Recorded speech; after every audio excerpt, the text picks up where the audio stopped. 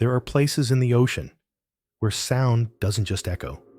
It folds, pulses, reverses course, and somehow answers itself. You're already descending into one of them. The pressure hums against the hull like distant music. Lights dim, not from failure, but because light itself forgets how to travel in these depths. You check the instruments again, even though you know it's useless. The needle on the compass spins slowly, like it's searching for a direction that doesn't exist. In 2016, somewhere near the western edge of the Mariana Trench, an unmanned submersible deployed a series of hydrophones, basic equipment, nothing flashy, just meant to log ambient pressure noise. It should have captured groans from shifting rocks, the occasional call of a whale, or just clean silence. But instead, it caught something stranger. A rising tone. Faint at first, then clear. Mechanical, almost musical. It pulsed every 5 seconds for 12 minutes, and then nothing. They called it the echo loop, not because of the sound itself, but because of what came next. 18 hours after the first recording ended, the exact same sound returned. Identical waveform, identical pitch. And this time, it didn't drift. It didn't rise or fall with current. When mapped, it was as if the source hadn't moved at all. Just waiting, anchored, not in space, but in sound. One of the researchers said it felt like something was answering itself across time, like a question asking its own echo if it was real. It got worse, or better, depends on how you feel about reality. 2 minutes before the second tone ever played, hydrophones hundreds of miles away, farther north near Challenger Deep, picked up a ghostly version of the same signal. The same tone played before it had even been recorded. A reverse delay.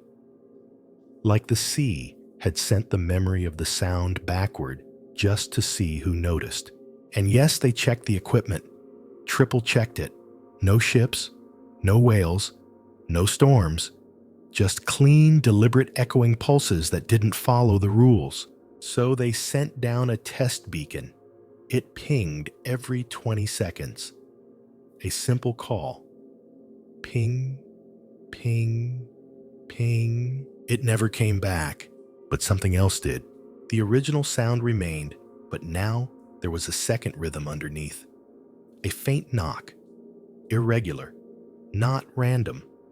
It fit between the original pulses, like a second voice learning to speak.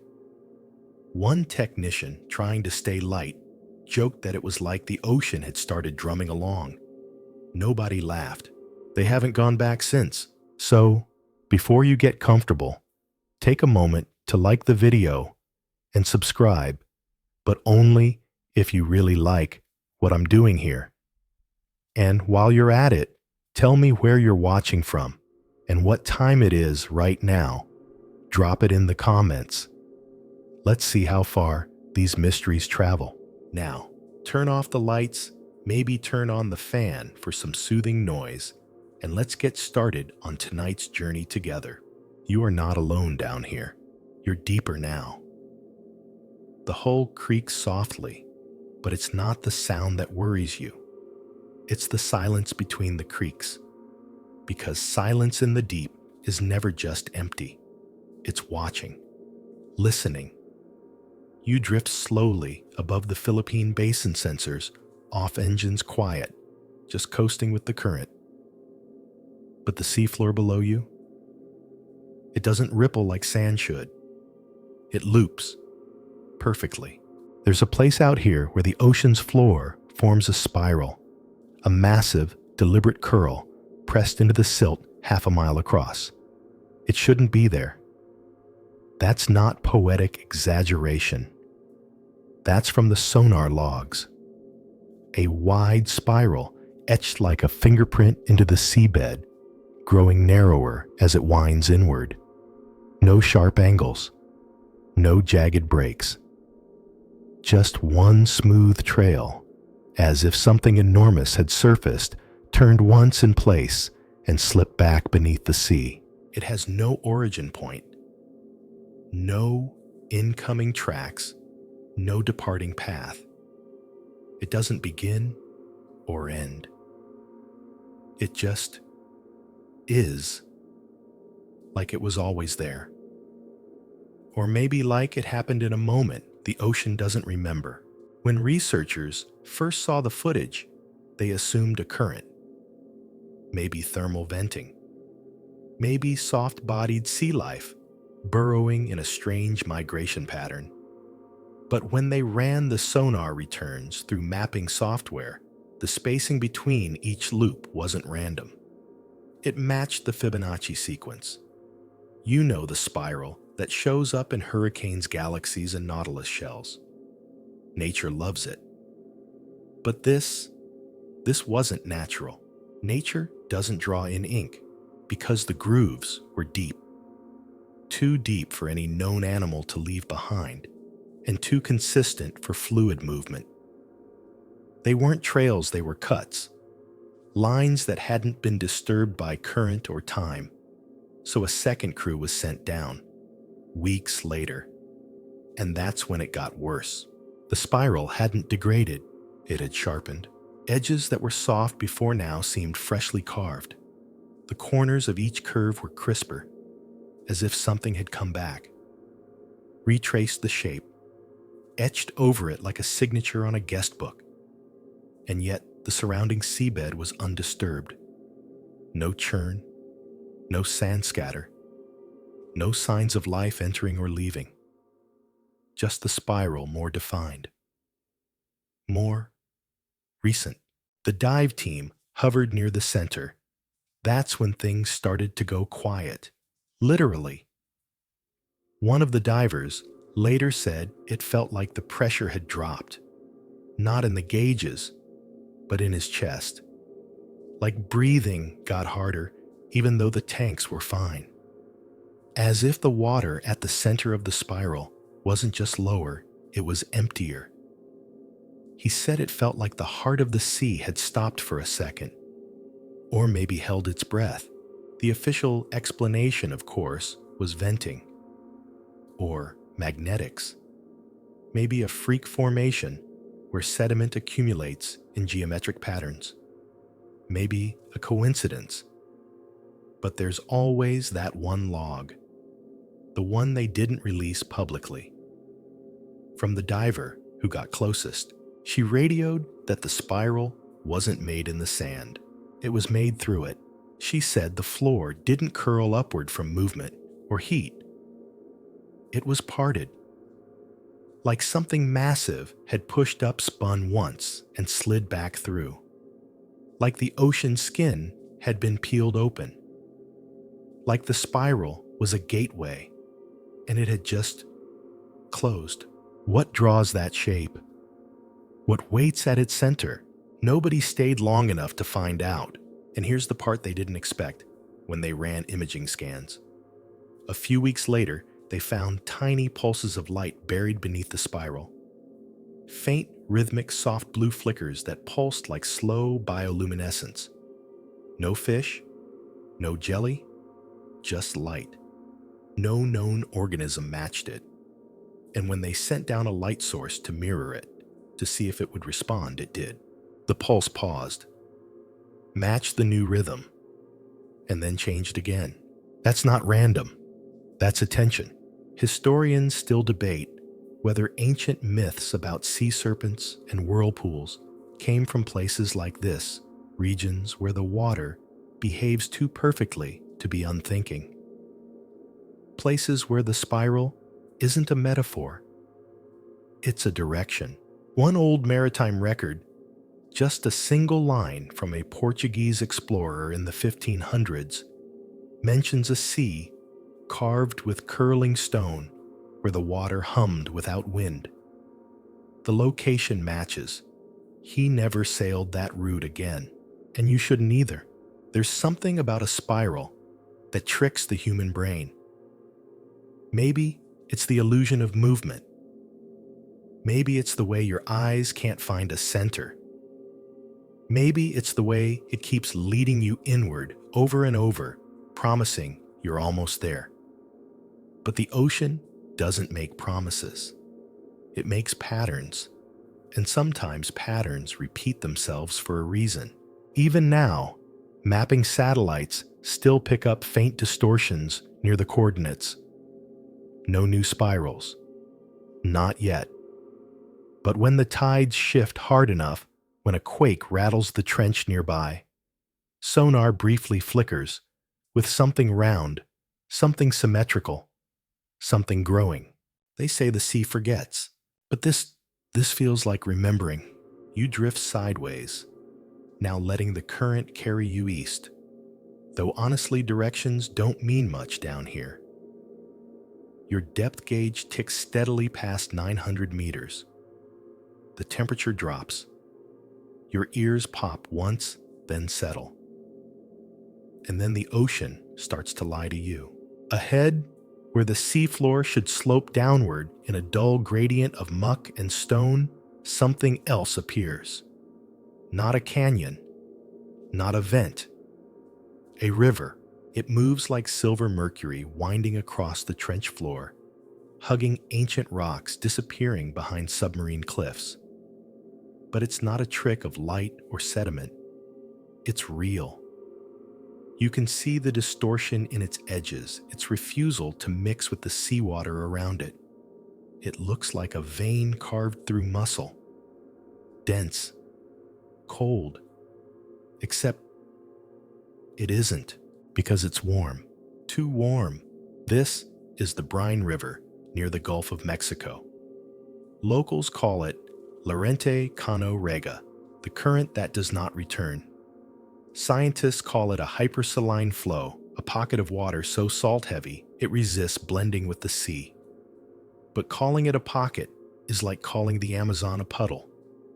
This thing moves. Not like trapped fluid, not like an eddy. Like intention. Like memory. It pours over submerged ledges and drips into deep gullies as if pulled by something old.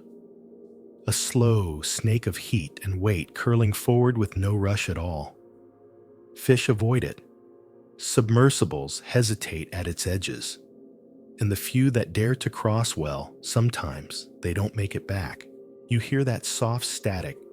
That's the river pushing against your hull sensors. Not a roar. A hum. Like interference. Like presence. Cameras go fuzzy for a frame. Compass needles twitch once and then fall still. Pressure gauges jitter, even though depth remains steady. You're not drifting. It is. A dive in 2009 tried to trace its origin. An ROV dipped low, following the curl of the brine upstream, passing over glowing spires of methane vents and canyons etched like fingerprints into the stone. About 800 meters in the terrain drops away. The river doesn't end, it plunges. Straight into a cave. The ROV followed. That's when the feed cut. Not all at once. First came the flickering, then the shift in light. Then the sound, a low-frequency pulse so regular it sounded like breath. Then silence. What came back through the tether wasn't data, it was distortion. Like the river had listened, and then returned its own signal folded in a way our sensors couldn't read. The sub was never recovered, but the tether was intact, like something had unplugged it carefully and handed the line back. That's not a malfunction. That's etiquette. Local fishermen have known about this place longer than we've had satellites. They avoid the trench, not out of superstition, but out of respect. Nets aren't cast there. Anchors aren't dropped. When a boat drifts too close, the crew goes quiet. One old sailor said he once heard the current speak, not in words, but in rhythm. In a beat that matched his own heart, then passed him by. Another man claimed to see leaves, actual leaves from trees on land floating in the brine. Whole intact, curled in slow loops like paper in oil. as if the river had swallowed them long ago and carried them forward. Where to no one knows. But the current remembers. Historians still debate whether this is the same place marked on 18th century sea charts as the whisper below. The coordinates line up. The anomaly does too. And there's a sketch from 1794 showing a serpent-shaped current winding through a trench, annotated in red ink with the phrase, "carries the sea beneath itself." Whatever that means. Back in modern labs, they've tried to simulate brine rivers. They get close, but none behave like this. None fork like this one does. None bend at sharp angles. None vanish into sonar voids and reappear hours later with different temperature signatures. Some scientists think it's geothermal. Others think it's residual warmth, that the river is old and has passed through heat, collecting memory like scent. Memory, that word again. There's a theory that the river moves through time. Not forward, not backward, just around it, like a scar cutting through the layers of ocean, remembering the shape of the seabed it used to flow over before that seabed even existed. A geologist described it as a bruise the planet refuses to heal. You float just above the current now. It looks almost harmless, gentle, quiet. But the sensors don't lie. Every few seconds, there's a subtle pulse, a disturbance just beneath your sub that doesn't register as mass. Not rock, not life, just displacement. Like space itself twitching under the surface. You could follow it. You could dip your sub into its edge and let it carry you. But you wouldn't come back the same, if you came back at all, because the brine remembers where it's been. It carries things with it. Some you can measure salinity temperature, dissolved methane. Others you can't. The hum, the rhythm, the way your thoughts slow when you get too close, the way you start to feel like you're not alone. One of the divers who went closest swore he saw something coiled in the current just beneath the shimmer. Not swimming, riding. Using the river like a path. He didn't go back down. He said it looked up at him and blinked. The water around you settles, which should feel like relief. But it doesn't. Still, water in the deep means something is waiting. Something massive or ancient, or simply unmoved by your presence. You're approaching the Sanangi Ridge, now a region where tectonic plates breathe slow and heavy. Everything here shifts at the pace of continents, or it used to. The dive was supposed to be shallow. Just 2 marine survey divers, tethered, trained, equipped, suited up like second skins for a basic vent survey. The area had shown signs of new volcanic activity, minor safe. They were there to confirm readings and collect sediment samples. It should have been routine, boring even. They dropped in together side by side. Communications clear, water visibility good. No drift, no surge, no anomaly. The equipment ticked calmly through its checklists. Surface control kept a steady pulse on both tethers. At 70 meters, the divers paused near a newly mapped vent, recently recorded, never visited. They floated above it, voices low, confirming temperature and current readings. Their words were crisp, calm.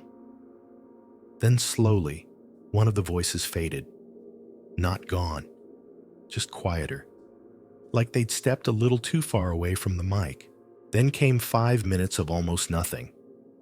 One voice reporting data, the other silent. Surface control thought it was an interference glitch. Nothing serious. Happens sometimes. Microphone wear. A current surge. Maybe the diver shifted position and broke the sound cone. But then something stranger happened. Only one tether came back up. The winch reeled slowly, carefully, A pale, trembling line climbing through the green-blue stillness. Then a diver surfaced. Alone, he didn't speak. He clung to the ladder mast, sealed hands, locked in a grip that didn't release until they pulled him in. When they asked where his partner was, he finally looked up, eyes wide behind fogged lenses, and whispered. She kept sinking. That was it. No panic, no scream.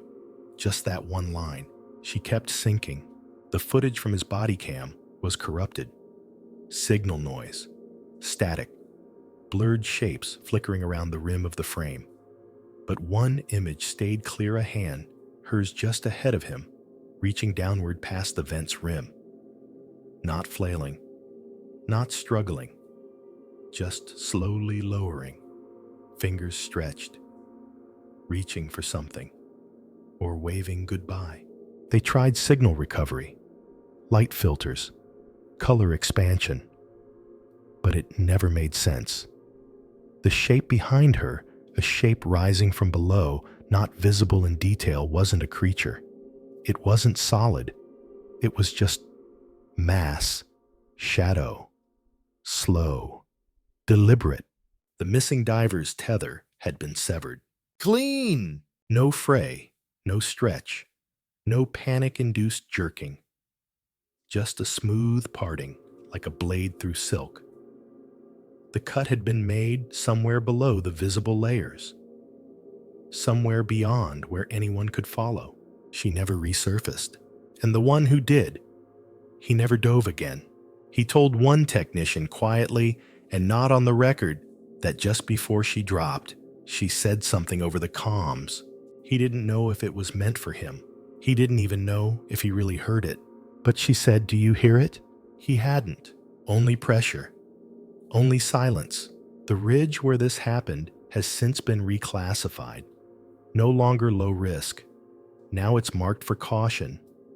Not because of seismic readings or methane bursts or sudden downwellings, but because something happened there that couldn't be measured. The trench beneath that vent is deeper than expected. Much deeper. Initial sonar maps showed a shallow bowl, but later, scans revealed a shaft, narrow, dropping down farther than their equipment could trace. A cold slit in the crust of the planet where even pressure changes hesitate to report. One scientist joked that it looked like a gill, like the Earth itself was breathing through that gap. No one laughed. They've tried to remap it, but sonar gets strange when pointed into the opening. Signals stretch. Frequencies bend. Sometimes they bounce back reversed. Sometimes they don't bounce at all. Just silence. Even stranger, a thermal flare was recorded near the bottom of the shaft, days after the incident. As if something warm had moved through. Or stirred. Historians still debate whether this region matches ancient Polynesian maritime records. There's a navigational chant passed down through generations, nothing written, just oral transmission. One part of the chant, translated loosely, refers to the place where the sea forgets to carry back what it holds. Some think it's myth. Others think it's a warning. You float over the ridge now. You can feel the pressure change in your ears. You can see the vent below ringed with fine volcanic glass and swirls of cobalt sediment. It looks peaceful. Nothing stirs, but your instruments twitch. Not violently, just enough to notice. Your comms crackle for half a second, and then settle again, the same way they did when she vanished. It makes you wonder, what was she reaching for? Divers are taught to stay calm, to regulate breathing, to trust the gear, to follow the tether. But some places tug at you in ways the handbook doesn't cover. Places that make you want to go just a little deeper. Places that seem to call your name. She heard something, and it wasn't her partner. It wasn't the surface. It was something else. Something beneath the silence. And it's still down there waiting. Now, you're drifting over a stretch of ocean without a name, at least not one you'll find on a map. No warning buoys, no red zones. Just coordinates passed in whispers, carved into the wood of port tavern walls, muttered in coastal kitchens where the tea is strong and the windows are always bolted shut. This place isn't cursed, it's just avoided. Fishermen call it the Drop. Simple name, easy to overlook. But when you cross into it, the sea changes. Not violently, not all at once.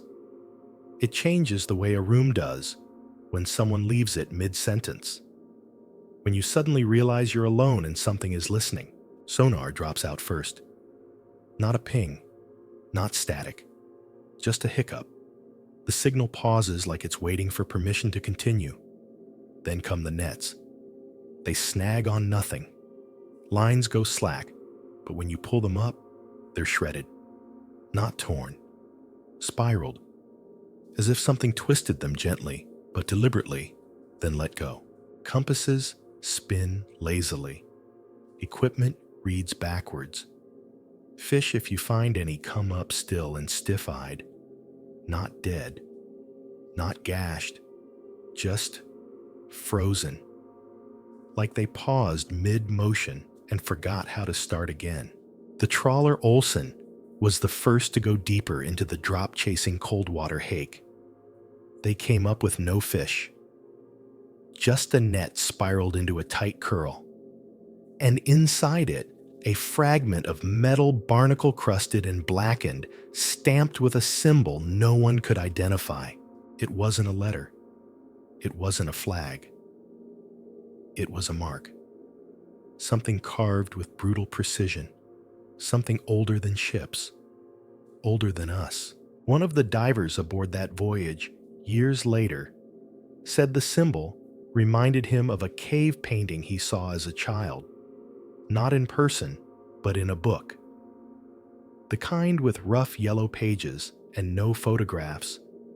Just charcoal shapes, spirals, hands, things with too many limbs. The metal fragment was logged for analysis. It never arrived. Somewhere in transit, it disappeared. No record of delivery. No tracking number. Just gone. That's how things go when they come from the drop. They leave with you, and something leaves with them. That's what the old captains say. Not a curse. Not a ghost. A cost. They don't sail directly over it anymore. They give it a wide berth, as if they can feel the edge in the water. The same way animals sense storms before the clouds arrive. It's not fear. It's something older than fear. It's survival. Some say there's a pit beneath the drop, a hollow in the seabed where pressure behaves like memory, never easing, never releasing. Some say sonar once caught a shape down there, curled tight, like a seed slowly unfolding. Others say it's not a shape, it's a presence, and when you trawl over it, you're not catching fish, you're bait. One of the younger deckhands from a recent pass through the drop said he heard knocking in the hull that night. Not from outside, from below, not random. Timed, waiting, like a fist knocking gently against a locked door. He didn't sleep after that. Neither did the others. Historians still debate whether this is the same region recorded by Norse sailors, the ones who spoke of a flat sea that pulls thought downward. There's a scroll in the Bergen archives dated 1221 that describes a region where time lies still upon the water, and all birds fall quiet, and none shall whistle until land returns. Birds don't follow ships into the drop. You'll notice that. No gulls, no petrels, just open sky and the hush of the waves against the hull. The kind of quiet that squeezes into your lungs. You don't breathe differently, but you feel like you should. Divers who've gone down here, only a few ever have report the same things.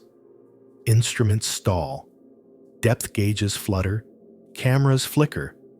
One diver said she felt the ocean lean, not a current, Not movement, just a tilt, like the water was adjusting itself around her. She surfaced early. She said the pressure down there wasn't physical. It was emotional, and that's the part we never talk about when we talk about haunted waters. Not the ghosts, or the monsters, or the flickering lights. It's the weight. The sensation that something remembers you. That the ocean in this one place is not background. It is foreground. It is listening. That fragment of metal they pulled up, they tried to replicate it. Labs in Germany, in Virginia, even in private facilities, off the record. But the structure of the alloy was confused, not corrupted, not alien, just patterned in a way that didn't match any known forging process. The closest they got was something found in early Hittite metallurgic debris. But even that felt wrong. Too sharp, too perfect, too recent. Whatever made it wasn't ancient in the way we think of ancient. It was outside time. Something folded in, laid quiet, waiting for the trawl to wake it. You pass over the edge now. You won't feel it. That's the worst part. You won't feel the change. Not in your bones, not in your breath, but your equipment will. One of your monitors just flickered. Your sonar stutters for a beat. It's quiet again, and you'll swear. The water beneath you is just watching. The ocean ahead looks empty. That should be comforting, but it never is, not in these waters. Out here, the absence of storm or swell doesn't mean safety. It means something else is happening just below the edge of knowing. You're floating above a region west of the mid-Atlantic ridge, where bright orange buoys drift like fireflies in the dark, sending pings into the abyss. At least they used to. Buoy 17 was part of a seismic monitoring array, anchored deep, powered by solar and equipped with one job: send a signal every 90 seconds. Ping, ping, ping. Regular, predictable. It worked perfectly for 6 days. Then one night it just stopped. No storm, no seismic disturbance, no sudden current. The final transmission came in like any other. Clear skies, calm water, standard readings. But when the data analysts reviewed the log, they noticed something off. The signal had shifted, not a lot, just a few milliseconds, but enough to suggest interference. They magnified the waveform. That's when they found it, a second harmonic buried deep beneath the primary ping. Not static, not distortion, a response. It was faint, subtle, deliberate. A kind of underwater harmony that shouldn't exist, folded perfectly beneath the expected tone. One engineer described it as a breath hiding behind a metronome. Then silence. They dispatched a team to recover the buoy. What they found was worse than nothing. The anchor line still trailed downward, but it had been severed. Clean. No sign of stress or drag.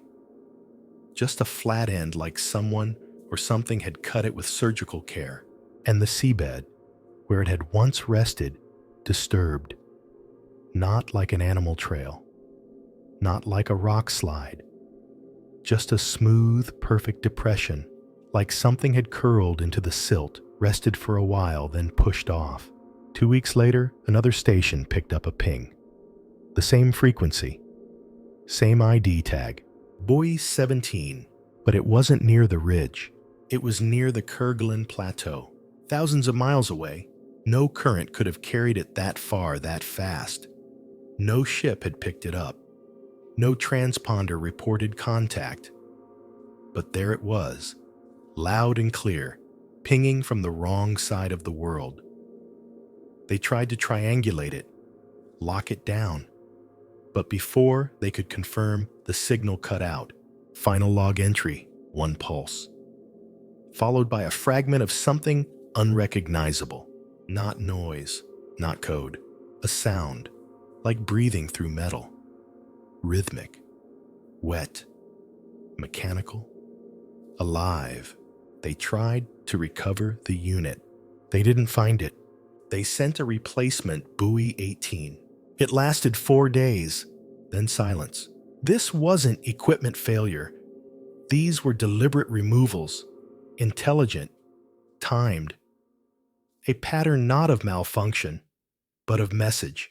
Historians still debate whether buoy 17 is the same object briefly spotted in a 1982 Soviet sonar experiment.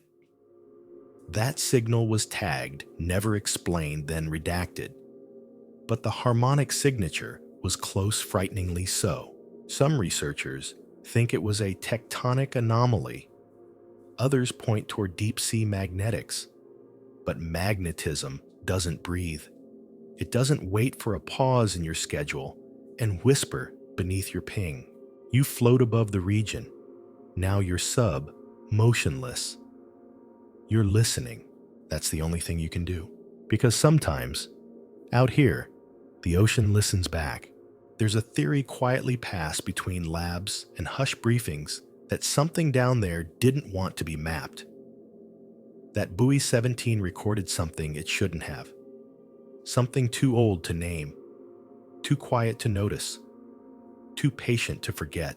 And whatever that something is, it's still moving, still watching, still cutting cords. Because the ocean has rules. Not written ones, not even biological ones. Just boundaries. Places where it says, not here, not again. And if you cross that line, you don't get lost.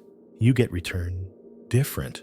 You're further north now, above the continental shelf, where the cold runs deeper than darkness. This stretch of water is known for its silence, not the absence of sound, but the presence of stillness. It's where even whales hesitate to sing, where deep-sea trawlers pass through slowly, engines throttled down, as if not to wake something beneath. The vessel Elvira was here for squid, not myth, not monsters, just squid. They dropped longline bait nets near a thermal upwelling. Warm water rising from deep draws in the shoals. It's like fishing beside a fire in the middle of an Arctic night. Life gathers where warmth blooms. What came up wasn't what they expected. Caught in the mesh was something too large for a juvenile, too symmetrical for mutation. A body translucent as jelly thin as gauze. Veins webbed across its form like blue lightning under glass. It twitched once, then again, and then it opened 2 eyes. No, not eyes exactly. Orbs, deep-set, glowing. Not with light, with rhythm. One blink, then another, then stillness. The crew froze. One man stepped forward just to touch it, just to see. The moment his hand neared the creature, the glow in its eyes flared and his hand jerked back. Blisters spread instantly across his skin like frostbite kissed by fire. Not hot. Cold. So cold it burned. The medic swore the temperature around the catch dropped several degrees in under 10 seconds. The deck lights flickered. The cameras jammed. They released it. No arguments. No debate. No hesitation. Back into the sea, it went slipping through the net like silk unspooling in reverse. Not out of fear, out of respect, out of some ancient recognition that they had pulled something they were never meant to see. Not here. Not now. They logged the encounter as unclassified gelatinous mass. The crew called it something else. Elder Lowe's defarl. The one with lantern eyes.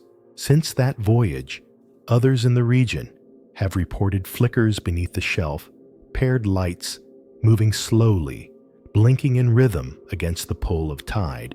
Marine biologists reviewed the footage. What they could recover anyway. They offered the usual ideas: undiscovered cephalopods, bioluminescent crustaceans, retinal illusions. But they couldn't explain the rhythm. Why the glow pulsed in patterns like a conversation. Some believe it's a species we've simply overlooked.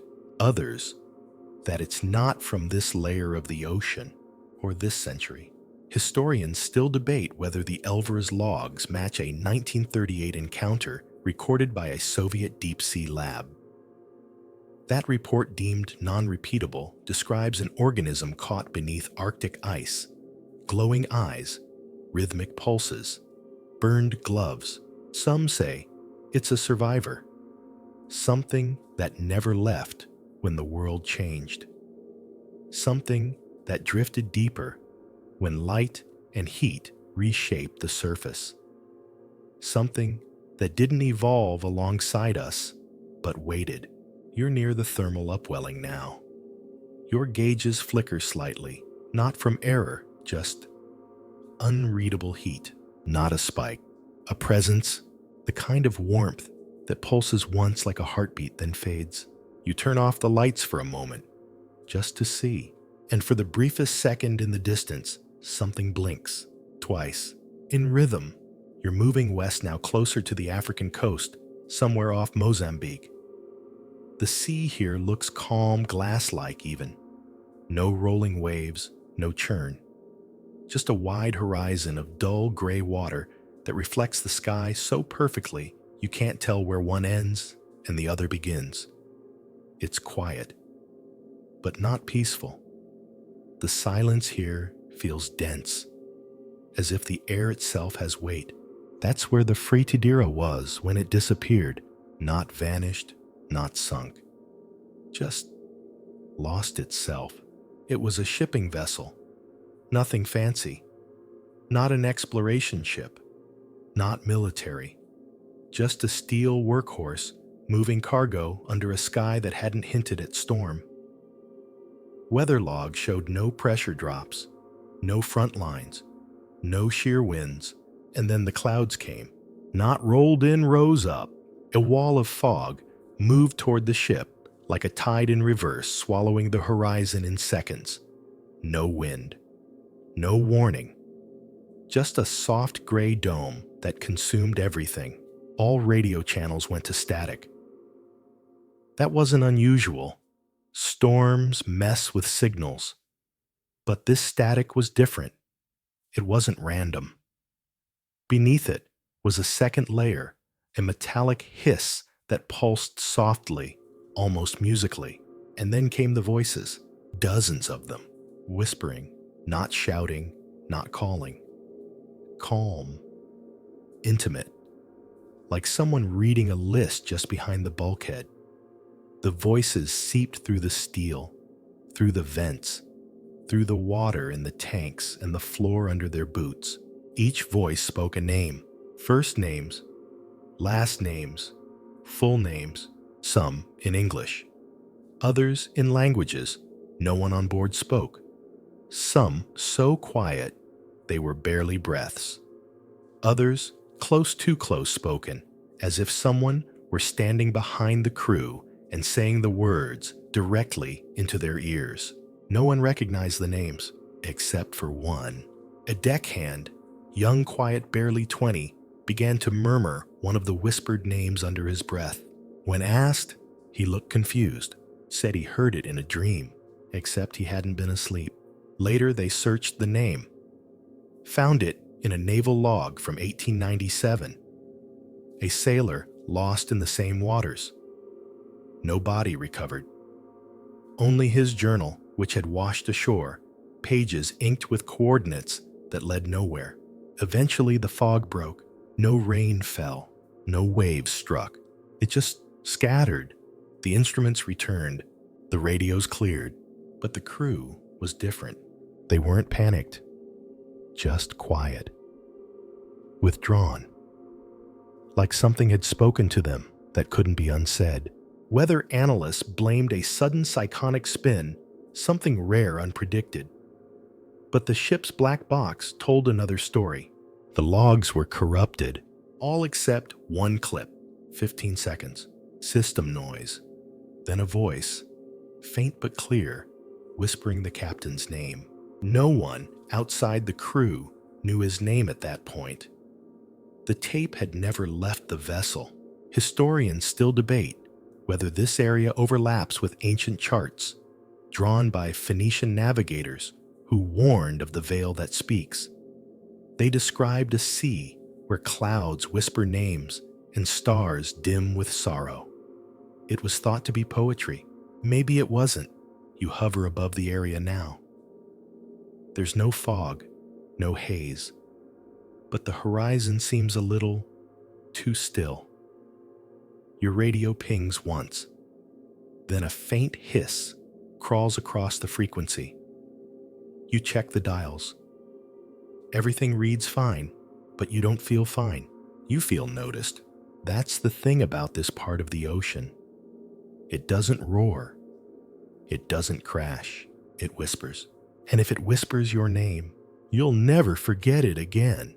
Now, you glide over a place that refuses to decay. That alone should make you uneasy, because everything in the ocean breaks down, eventually ships, rust, coral bleaches, even wreckage becomes food or home for something. But this place, it's been watched for years, and it only gets sharper. Off the western edge of the Azores Plateau, amid a sprawl of volcanic ridges and sediment hills, a sonar drone picked up something it shouldn't have. A vertical shape, too tall, too clean. One long, dark line rising straight from the seafloor. At first, the team thought it was just a seamounted chunk of basalt forced upward by tectonic squeeze. But when they reviewed the images, that theory died fast. The object wasn't rough. It wasn't jagged or weathered. It was smooth, flat-sided, an obelisk, 20 meters tall. And it was growing. That's the part that didn't make sense. 6 months later, another drone passed through the same coordinates. The obelisk was taller now, 25 meters. The sides weren't worn. They were cleaner, sharper, like someone had chiseled away the imperfections. That's not how erosion works. That's not how time works. They marked it for anomaly study, sent a submersible crew to examine it up close. That footage never made it to the public archives, but transcripts from the dive exist, parts of them anyway. The sub approached from the north. Floodlights lit the object from below. It wasn't rock. Not entirely. Beneath the thin crust of mineral and coral growth was something darker. Not black like shadow. Black like absorption. Like it swallowed the light instead of reflecting it. One diver extended a probe just to scrape the surface, collect a sample. Before contact was even made, all systems dimmed. Not failed, dimmed. Instrumentation flickered. Depth gauges spun. The sea around them shimmered, not from temperature, not from particulate, but from distortion. One of the researchers said it felt like the water wasn't moving around the obelisk. It was bending, folding. They withdrew the arm. The system stabilized, but when they reviewed the footage later, something stranger happened. The timestamp on the recording had doubled. 10 minutes of real-time dive captured 20 minutes of video. They hadn't filmed, more time had bent. Some called it a glitch, some didn't. No samples were retrieved. The sub was pulled back.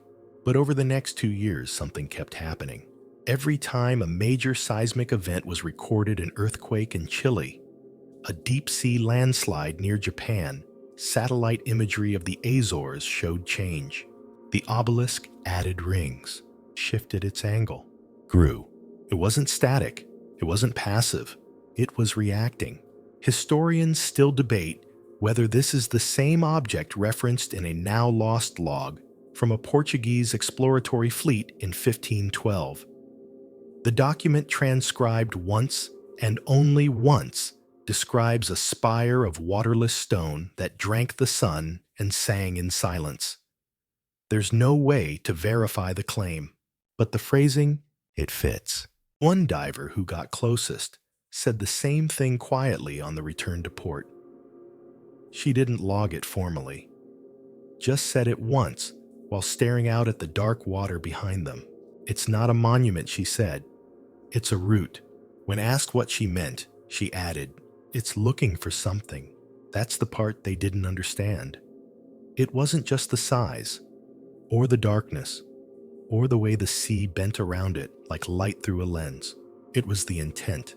Monuments don't grow. They don't follow earthquakes across the planet and adjust themselves accordingly. They don't bend time. Roots do. You hover above the site now. Your sonar feed comes back normal, except for one blip, one small shimmer, one line that flickers vertical, then vanishes again. Your instruments read stable. You know better. Down there under a dusting of sediment and the cloak of the deep, it's still rising, still reaching, still remembering every tremor that echoes through the earth. And one day, if it finds what it's been waiting for, it might stop growing or start opening. You're heading east, now deeper again. Not into a trench this time, but towards something narrow, tense, like a crack in porcelain stretching into a dark you can't measure. Welcome to the trench near the Sulu Sea. It doesn't have a name, not a proper one anyway. Too steep to map, too narrow for manned dives. Early attempts to chart it ended in nonsense pings that bounced back wrong or didn't bounce back at all. A trench that answers sonar with silence or worse, ghost echoes. The first thing you need to understand is this: instruments don't behave here. Not the usual glitches, not battery drain or poor calibration. What happens in this trench feels deliberate. In 2014, a 2-person dive pod from the Calyptra expedition went down. Nothing fancy, just a slow descent through the midnight water, checking for thermal readings, listening for tectonic pulses. The plan was tight. 4 hours full loop, then surface. The dive began normally. All instruments stable. Compass locked. Gyroscope synced. Pressure within expected range. Then at 9,200 meters, the lead pilot noticed something strange. The compass needle twitched. First west, then 3 seconds of stillness, then east, then south. Then it began to spin, slowly, clockwise. No abrupt jerks. Just a clean, steady rotation, like a clock that had lost its purpose, but not its rhythm. They assumed mechanical failure. That's where you'd go first, too. Corrosion, a bad seal, maybe a slight magnetic field from the trench wall. But the compass had been tested 24 times. It wasn't the pod. It was the trench. They surfaced 4 hours later, all alive, all confused, because when they opened the pod and removed the compass, it didn't stop spinning. It didn't recover at sea level. It kept turning endlessly, like it was still trying to point at something. The team replaced the compass. A better model. Same problem. Then another, and another. 5 different compasses were lost to this trench. One cracked. Another vibrated violently until it shut itself down. One was recovered weeks later from a support vessel's drawer. They hadn't touched it since the dive.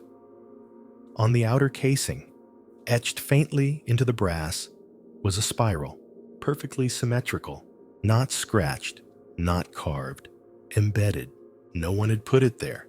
The spiral followed an orbital decay pattern, something you'd find in collapsed satellite telemetry or gravitational simulations.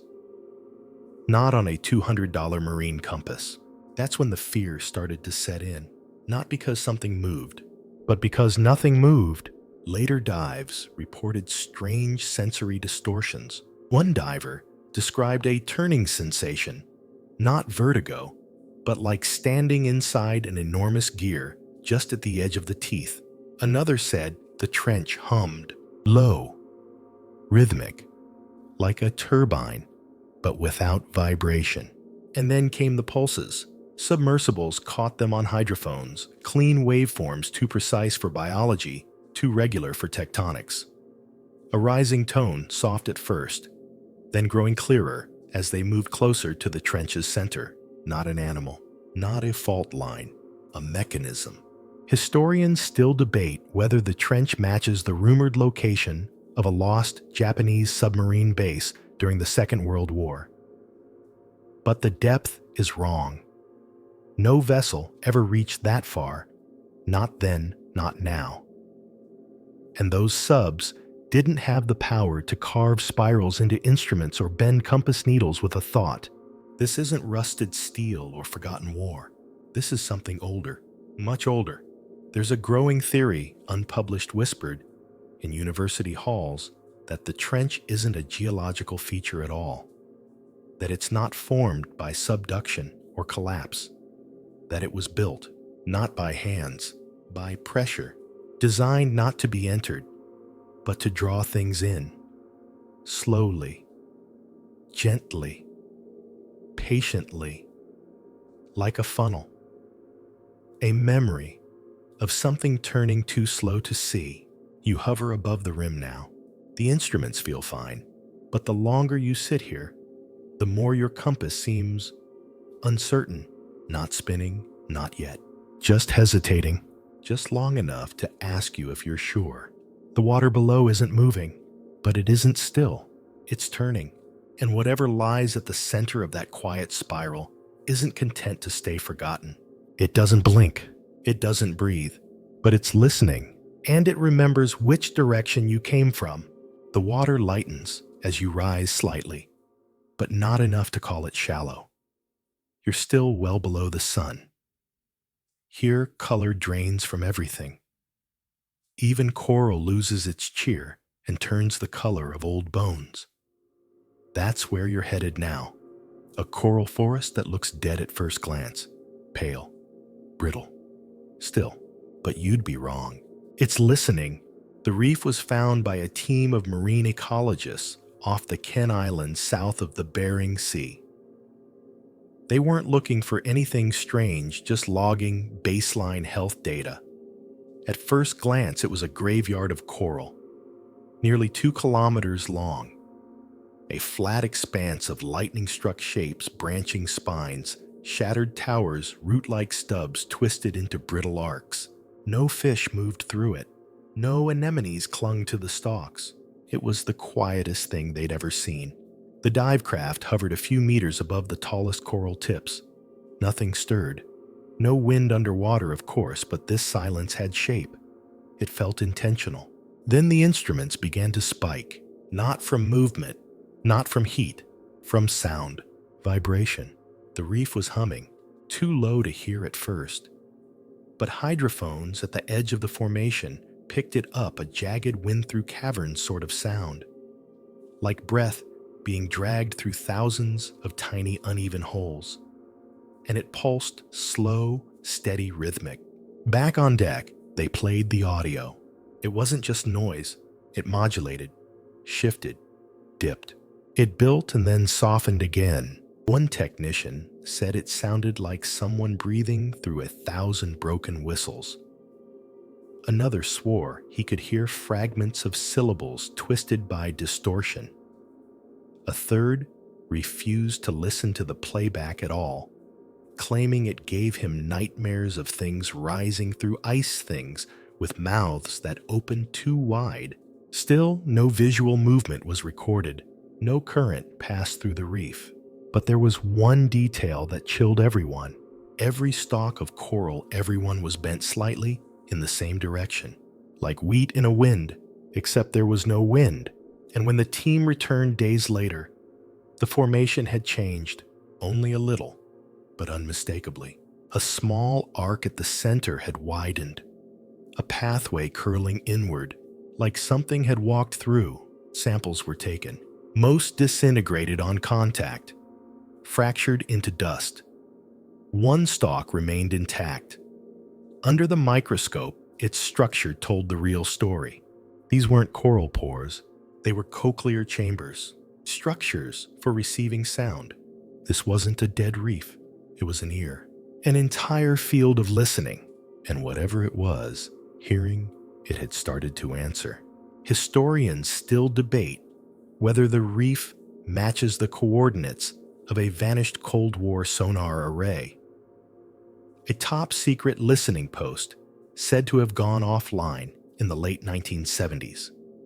Declassified reports claimed the system began receiving signals it couldn't process, repeating pulses that matched no known source. Some believe the reef grew around, that frequency evolved into it. Others think it came first. And the listening station, it didn't fail. It went quiet. On purpose. You float above the reef now. Your sonar pings once. Then returns, nothing. Then a second later a pulse. Not yours. Soft. Flat. Like a breath sent back from bone.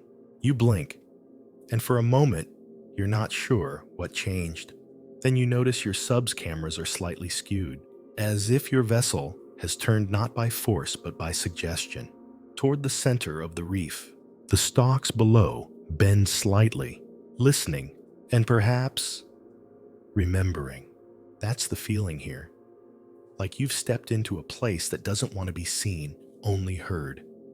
Like you're interrupting a conversation that's been going on for centuries, just beneath the threshold of our instruments. And now, the reef is whispering back. You're skimming low now, close to the bottom, where the seafloor slopes into old, exhausted trenches.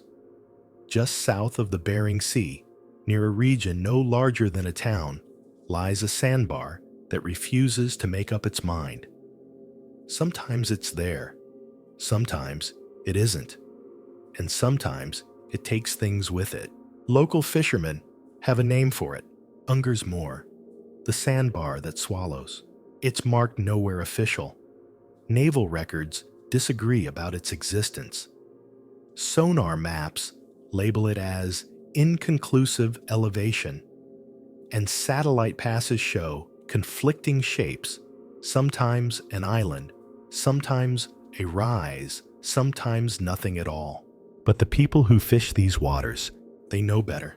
It began, as far as anyone can prove, with the Novyoelisk, a Soviet research trawler, in 1963. Weather was calm, the sky cloudless. Their last recorded log was mundane coordinates catch count, and one strange note, coastal feature not consistent with previous chart. Then nothing. No flare, no distress call, just silence. No debris ever surfaced, no life raft. The ship simply stopped existing. 2 years later, a Japanese fishing boat veered off course and sent no signals home. Days later, a lifeboat washed ashore. Inside was a captain's journal. One drawing stood out, a crescent-shaped sandbar rising from eerily still water, and behind it a row of ship masts half submerged, like bones poking through wet cloth. When satellite mapping became common, the sandbar was spotted again, barely. Just 3 frames across a week-long survey. And then it was gone. Analysis of the data suggested a dense layer of silt so thick and compacted it could mimic solid land under the right pressure. But no corresponding landslide, no seismic shift, just presence, then absence. So a pair of vessels were sent to investigate. One ship hung back at a distance, binoculars upscopes trained. The other moved in close, cautiously. They arrived just before dusk. As the sun dipped below the horizon, the crew of the distant vessel reported seeing the sand rise again.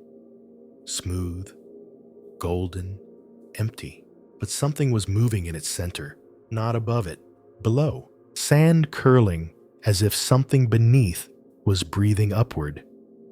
A swelling, a pressure, like lungs exhaling through the ocean floor. The ship closest to the bar never transmitted again. By morning it was gone. No debris, no noise. The sea was flat. Later, a trawler's net dredged up a warped porthole with a familiar registration number confirmed to belong to the missing ship.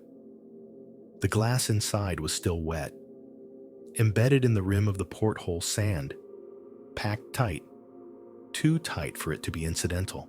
No one knows what holds that sand in place, or what disturbs it. But the fishermen say this. It's not a sandbar. It's a mouth, and it's hungry. Historians still debate whether this location corresponds to the fabled island of Bermeja, a phantom landmass that appeared on old maps, then vanished for centuries. Some believe the stories stem from migratory silt and temporary rises. Others point to older legends, oral histories of a breathing shore that reveals itself only when the sea is calm enough to hear the inhale, and when you're close enough to be taken with the exhale. You float above it now. Your sensors show nothing out of the ordinary, just sediment. A soft ridge, a clean crescent of brighter terrain where the sonar scatters slightly. But if you were to drop a line, let it sink, let it rest gently on the seafloor. You might feel something tug, not hard, just enough, like a breath catching in its throat.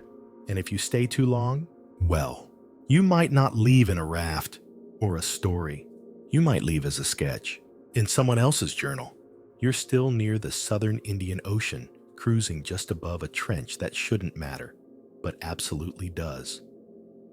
On the map, it's just another narrow fold in the Earth's crust west of Madagascar, lined with the usual basalt dead zones, tiny vents that hiss quietly into blackness.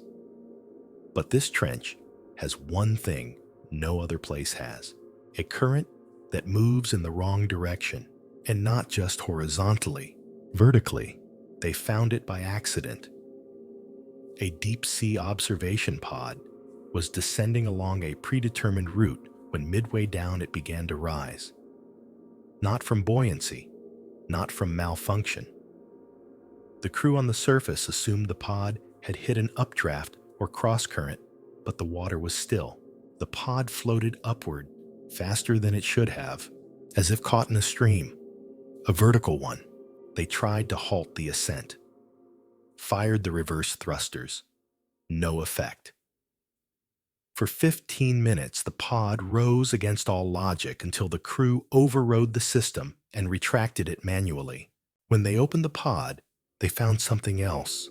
The walls were warm, not hot, not dangerous, just wrong, as if they dipped the pod into a memory of heat. And the outer sensors had been fried, not melted, not broken, just erased. Like something had reached into their memory banks and smudged them clean. Since then, the current has appeared irregularly. No pattern, no lunar influence. But each time it's spotted, the same strange things happen. Drones lose vertical stability. Diving weights reduce in effect. Objects released into the trench will sometimes drift upward for no reason, and it's always in the same place. A narrow corridor no wider than a cargo container between two jagged ridges. Instruments call it a vertical anomaly. Fishermen call it the rising throat. The current doesn't push, it pulls. One submersible team dared to hover directly above the corridor. They released a series of weighted markers. Each one sank, then slowed, then reversed, not quickly, not violently, gently, like a hand catching them. Then came the audio, a soft thrum, regular, like a pulse, not from the ocean, from inside the corridor, like the water was echoing something deeper, something old. It wasn't tectonic, it wasn't biological, it was mechanical. But the real mystery, the current has no source, no vent, no cave, no geothermal emission. It just exists, like it was placed there, like something built it. One researcher hypothesized that the trench may contain an inverted convection loop, an ancient, impossible fold in underwater thermodynamics. Another suggested it might be a gravity well-behaving abnormally due to magnetic sedimentation. But the best guess, it's not a current. It's a signal, a slow vertical call, rising every so often into the upper ocean just to remind the world that something is still down there, still reaching, still singing, still rising. Historians still debate whether this location is tied to pre-colonial maritime legends of the ascent path, a phrase found on a set of coral-etched stones discovered in Seychelles, describing the place where the sea lifts its bones to speak.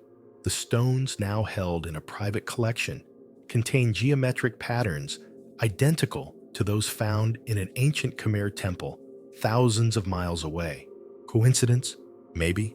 But what rises here, it's not random. It's a message. You hover above the corridor now. The sonar reads steady, but your depth gauge ticks strangely for a moment. Up then, down, then up again. Just for a second. Just long enough for you to feel it.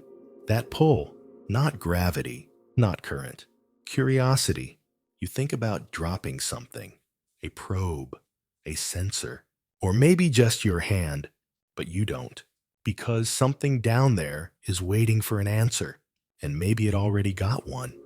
You're flying low across the seafloor now, the lights on your sub sweeping across old stone and even older shadows. The current is steady, the sea around you calm.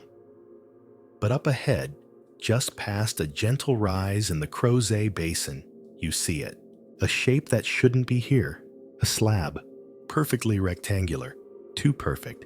No jagged edges, no scattered rock around it.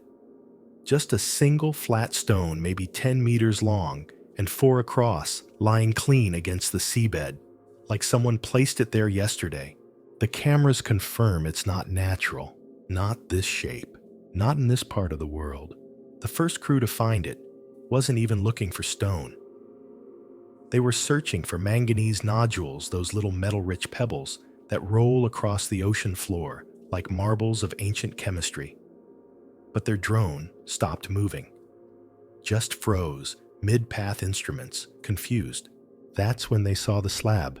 They dropped closer. It wasn't covered in coral or sediment. In fact, it looked like it had resisted time. Like the rest of the seabed had aged around it, and this stone refused. A diver went down for direct visual. She said it was cold.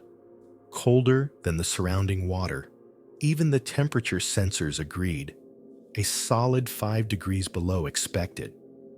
Like it pulled heat into itself and kept it. She also said the surface wasn't smooth. It looked that way on camera, but when she ran her hand across it, she felt grooves. Not cracks. Carvings. At first, she thought they were symbols, strange geometric shapes, worn down with time. But the more she traced, the more familiar it felt. Islands, bays, lines of elevation. It was a map, but not of this world, not as we know it. One outline matched the western Sahara coast. Another, the lost ridge beneath the Indian Ocean. But then something stranger, a massive landmass where Antarctica should be. A curved horseshoe continent ringed with dots, cities maybe vents, no one could tell. The map didn't fit our current geography. It fit something older. Theories flew fast. Lost civilizations, a vanished supercontinent, alien survey stone. But the most chilling idea came from the same diver a week later. She was going over her helmet cam footage when she noticed something. The slab was gone, not just in the camera feed, in the satellite snapshots from the following week, in the sonar records, all of it. The coordinates were the same. The dive time matched, but the stone wasn't there anymore. Not moved, gone. It had erased itself. She called the rest of the team thinking it was a joke. But none of them remembered the dive. They had footage, data logs, notes, all from her. but every other crew member had no memory of finding the slab. One even swore they'd never been to that section of the basin, like something had rewritten them. Historians still debate whether this stone map has any connection to the controversial Piri Reis map, a real-world 16th century chart that seems to show Antarctica without ice.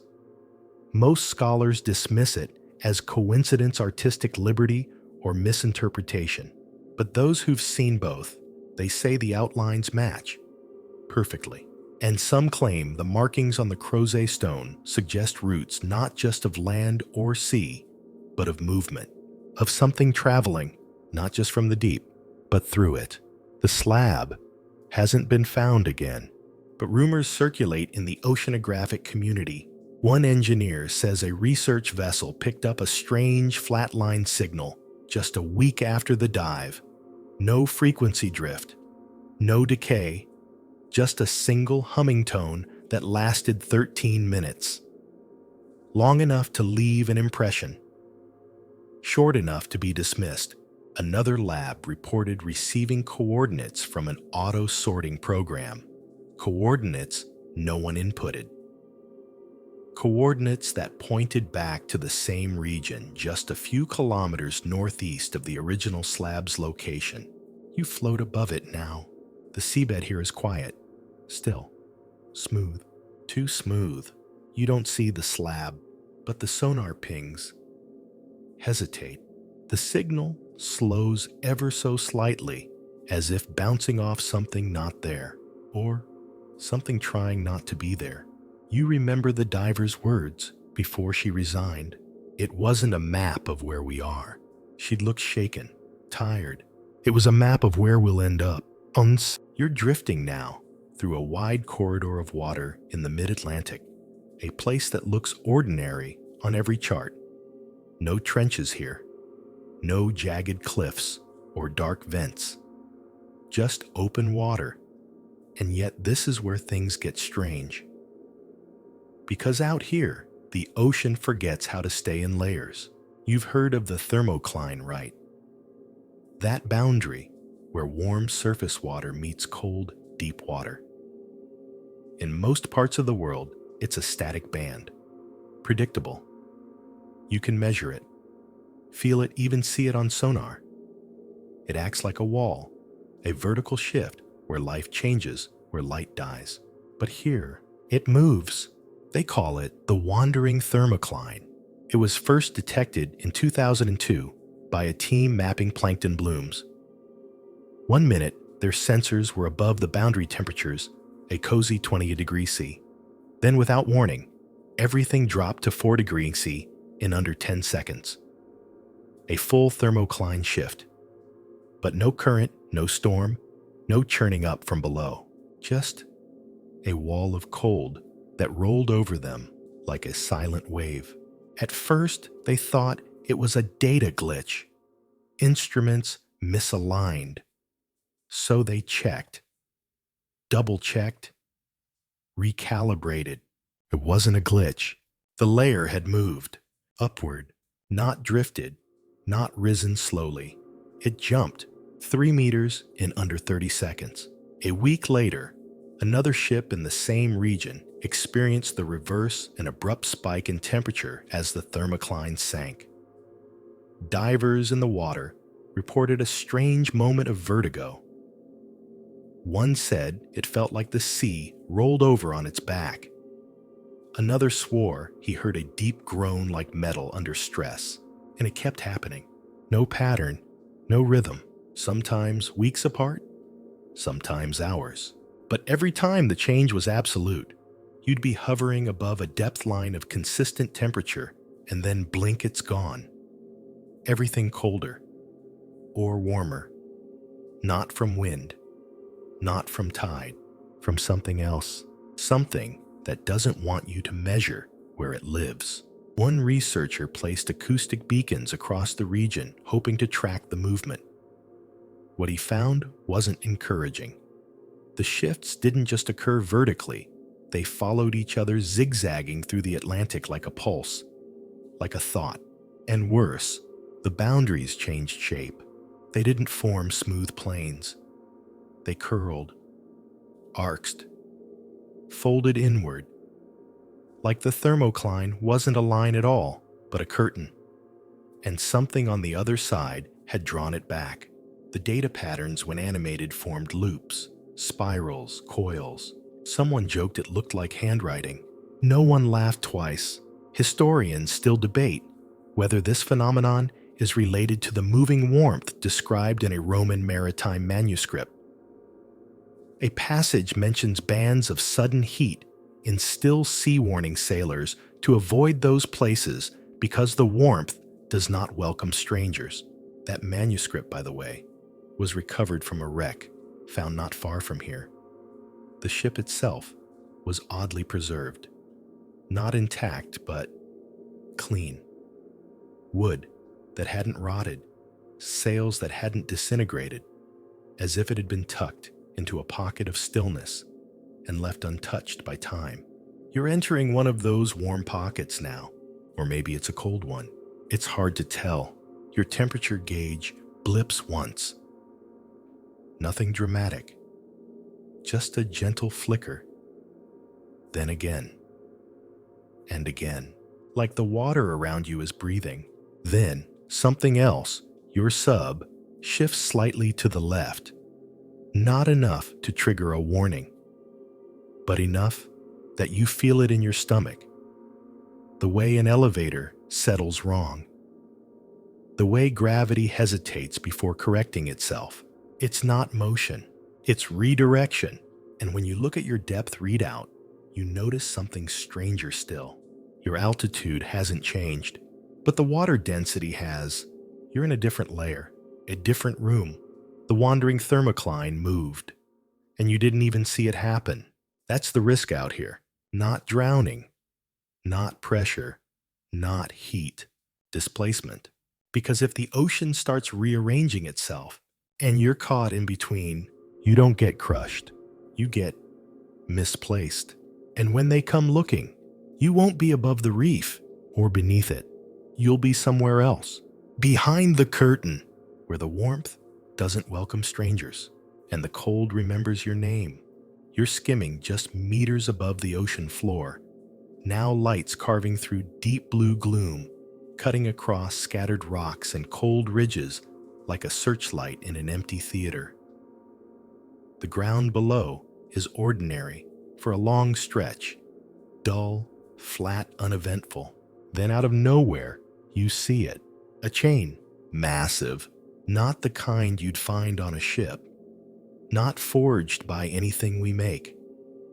This one is thick as your torso, rusted ancient, and it disappears into the sediment like the sea tried to bury it and gave up halfway. It stretches.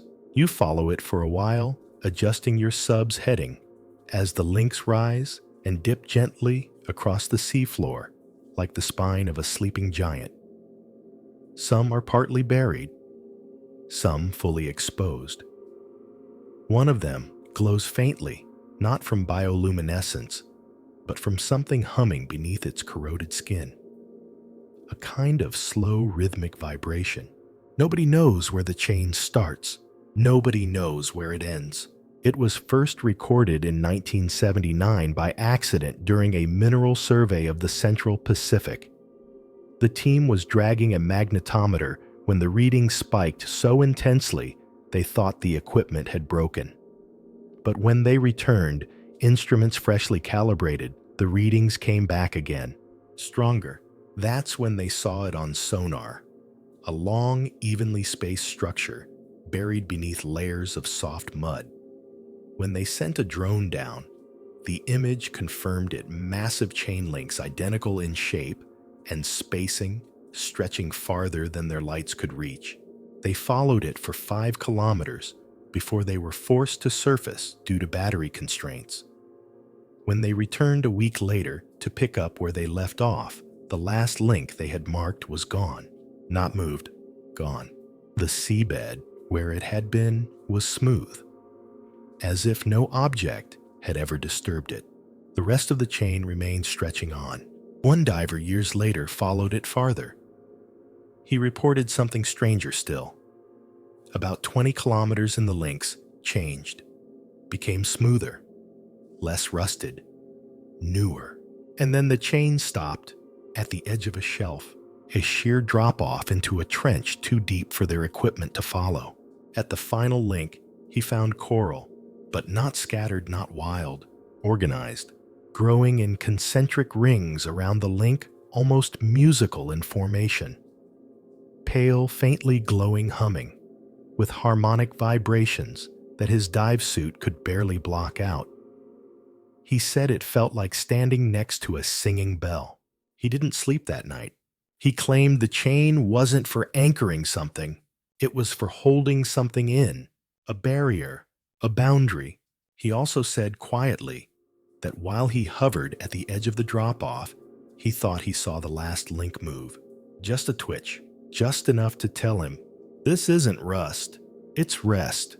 Historians still debate whether the chain matches tales told by Polynesian navigators, oral stories of the Umuto. The binding serpent, described as a path across the seafloor that trembles when storms approach.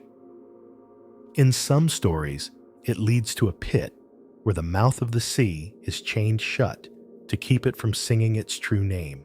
Most call that poetry, some don't. The chain has been rediscovered multiple times, always at different points. It refuses to be fully mapped. It resists documentation.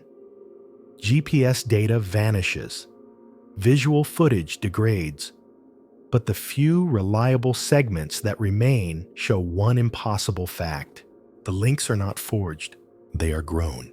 Under intense magnification, the metal surface behaves like shell-layered organic, almost like coral or bone. Nothing known can replicate it.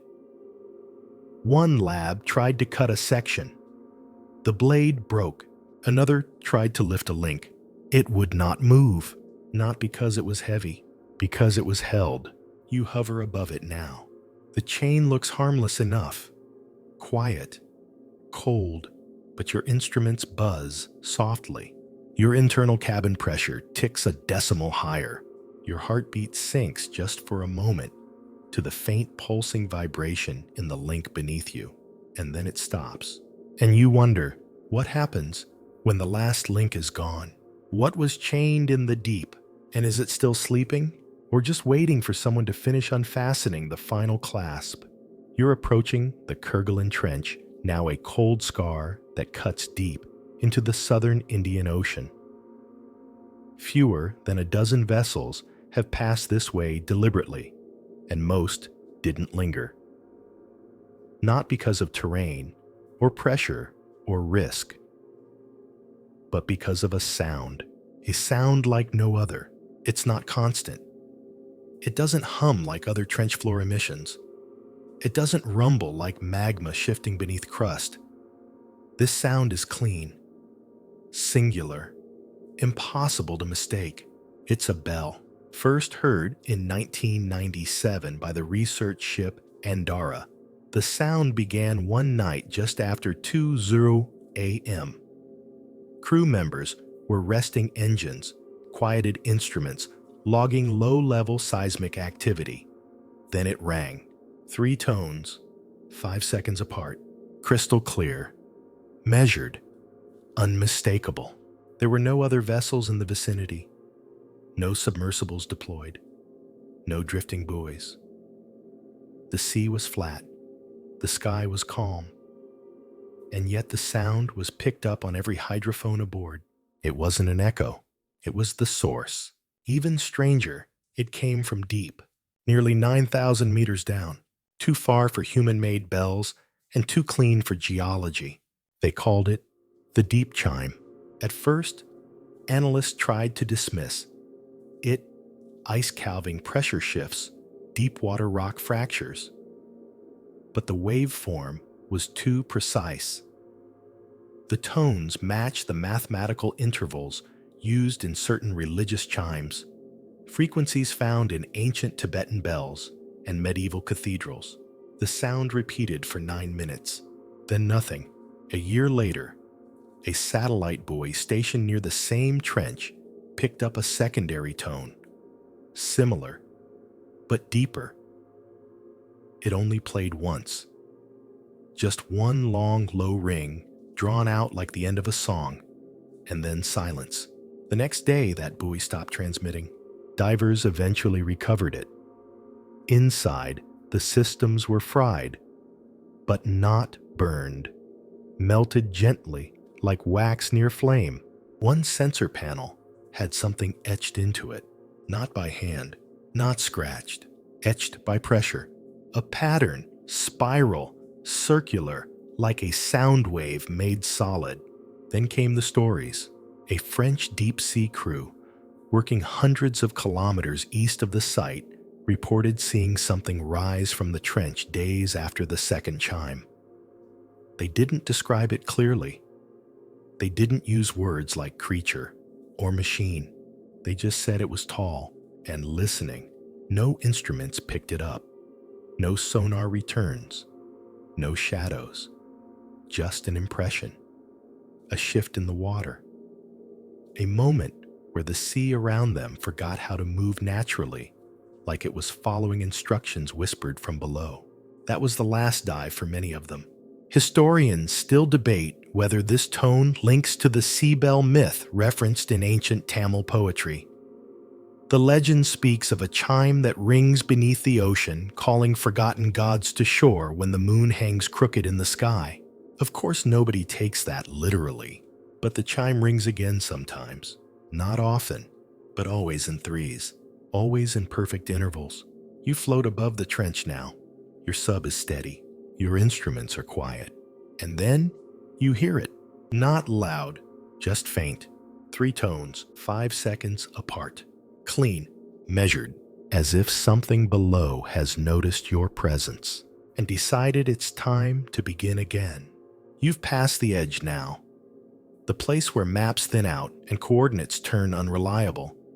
You're hovering above what was once called Station Delta, a deep-sea research outpost funded jointly by 4 governments, none of which publicly admit it ever existed. It sat near the Diamantina Fracture Zone, hidden beneath 4,000 meters of black water, powered by geothermal vents and radio silence. Its mission, officially to study microbial life at extreme depths. Unofficially, to listen. That's what the cables were for. Miles and miles of fiber optic listening thread coiled around the trench walls, like ivy monitoring vibrations, capturing sonar signatures, recording whispers that never reached the surface. And for 5 years, Station Delta sent back audio logs, temperature charts, and long strings of dull numbers that no one outside the project paid attention to. Until the last transmission, the feed came through one morning without warning nearly 8 hours early. No preamble, no context. Just static, for a few seconds, then a voice. Faint, human, breathing. Then the words, "Don't go outside." Then silence. The voice wasn't panicked, wasn't shouting. It spoke like someone who had already accepted something, like the warning came too late for them, but maybe not for you. Surface crews tried to make contact. No reply. They sent a drone down. It arrived 13 hours later. Station Delta was still there, perfectly intact. Lights off, doors sealed, no structural damage, no breach. The subdock was still closed. Inside, the power grid was running on emergency backup. Screens flickered. Notes and coffee cups remained where they'd been left. Half a bagel on the mess table. Chairs pushed back slightly. Everything exactly as it had been, except for one thing. No people, not one. No signs of evacuation. No recorded door access. No blood. No escape pods launched. No footprints. Just emptiness. Like the crew had stepped out for a minute and forgot to come back. The strangest detail, the coffee was still warm. Station logs were scrambled. The final 24 hours of audio had been corrupted, but engineers salvaged fragments enough to form a blurry picture. There were tones, at first low, then rising, rhythmic, They pulsed through the walls, not heard, but felt, like the entire base was inhaling and exhaling in sync with the sea. Then came the hum, a deep baseline resonance that dropped the temperature by 5 degrees in less than a minute. And something else. Flickering shapes captured on a single hallway camera. Not people, not shadows, just movements that didn't follow geometry. Angles where curves should be. Shapes that existed for frames then vanished. A tech reviewing the footage described them as folded silhouettes. She only said one more thing before requesting reassignment. They weren't moving through the hallway. They were folding into it. Historians still debate whether Station Delta's disappearance is connected to a Cold War rumor, one that claimed a Russian sub once picked up a voice transmission at 3,000 meters depth, long before underwater comms were possible. The voice said, "Please close the door." That frequency has never been recovered, except at Station Delta, where the exact same phrasing was found in an echo, in reverse. You're floating above the coordinates now. You can still see the station if you squint. Or maybe it's a trick of the water. The sea above it ripples strangely. Not with current, with distortion. As if the pressure here doesn't just squeeze, it waits. Your sub's external mic twitches, just static. Then silence, then faintly. A breath, drawn in, held, waiting. Don't go outside. There are places in the ocean that look like architecture. Not reefs, not ridges, but structures. Too symmetrical, too deliberate. You're over one now, slowly drifting across a stretch of the Clarion-Clipperton Zone, a place normally known for its fields of manganese nodules. Round, heavy, slow-growing metal lumps that sit atop the sediment like forgotten marbles from the Earth's childhood. But here, just below them, something else hides. A grid. You see it first on sonar. Fine, perfect lines running in straight paths beneath the nodules. Not cracks, not fractures. Paths. Measuring dozens of meters, each forming squares and rectangles in consistent ratios. It's not natural. Nothing erodes like this. Nothing settles like this. And yet, it's been here a long, long time. The first team to find it in 2011 thought it was a mapping error. Sonar distortion, perhaps. Maybe the nodules were bouncing signals in a way that created false geometry. But when they sent a drone down, the footage told the truth. Under the thin blanket of nodules buried in a soft dusting of silt, the seafloor was carved flat stone-like surfaces laid out in a geometric pattern. Weathered, yes, but unmistakable. Tiles, not stone exactly, but fused sediment, pressed, melted, and reformed. A foundation. They called it the undergrid. What's most disturbing is the age. One sample retrieved from a corner square was dated using isotopic analysis, somewhere between 5 and 7 million years old. Long before humans, long before ice ages, long before anything resembling civilization should have existed, and yet the precision was undeniable. Straight edges, right angles, repetition. No animal makes that. No tectonic process carves that. One square in particular stood out. It bore an indentation in the center, just a few centimeters deep spiral in shape, its groove still clean after millions of years. And near the spiral, a symbol, not a letter, not a glyph, but something geometric, deliberate, burned into the stone, not etched. No known marine mineral reacts this way under pressure. The burn mark stayed stable under temperature shifts. When magnified, it looked less like a scorch and more like a memory, like the stone remembered heat and chose to keep it. Then there was the sound. At first, nothing. But when one of the research vessels dropped an anchor near the site, a low-frequency pulse responded. Once, then again. Same interval, same pitch, not sonar reflection. Answering. It only happened twice, then silence. Later missions placed hydrophones along the grid. One picked up a hum that lasted 18 hours. When visualized, the waveform looked like a sine wave superimposed with tiny vertical breaks, almost like ticks, almost like counting. Historians still debate whether this region corresponds to Plato's descriptions of Atlantis, or more precisely, the outer rings he claimed were measured in exact geometric proportions. Most scholars dismiss the idea, but some researchers have pointed out the spacing between tiles matches the ratios described in ancient city layouts from civilizations that never could have known each other. If it's not a city, it's at least a blueprint. You float above the tiles now. Your subs lights reveal the edge of a square, just visible under the nodules, like buried foundation stones. The sediment ripples slightly, not from current, from memory. Your instruments catch a momentary pitch, not a sound, a resonance, like something clearing its throat.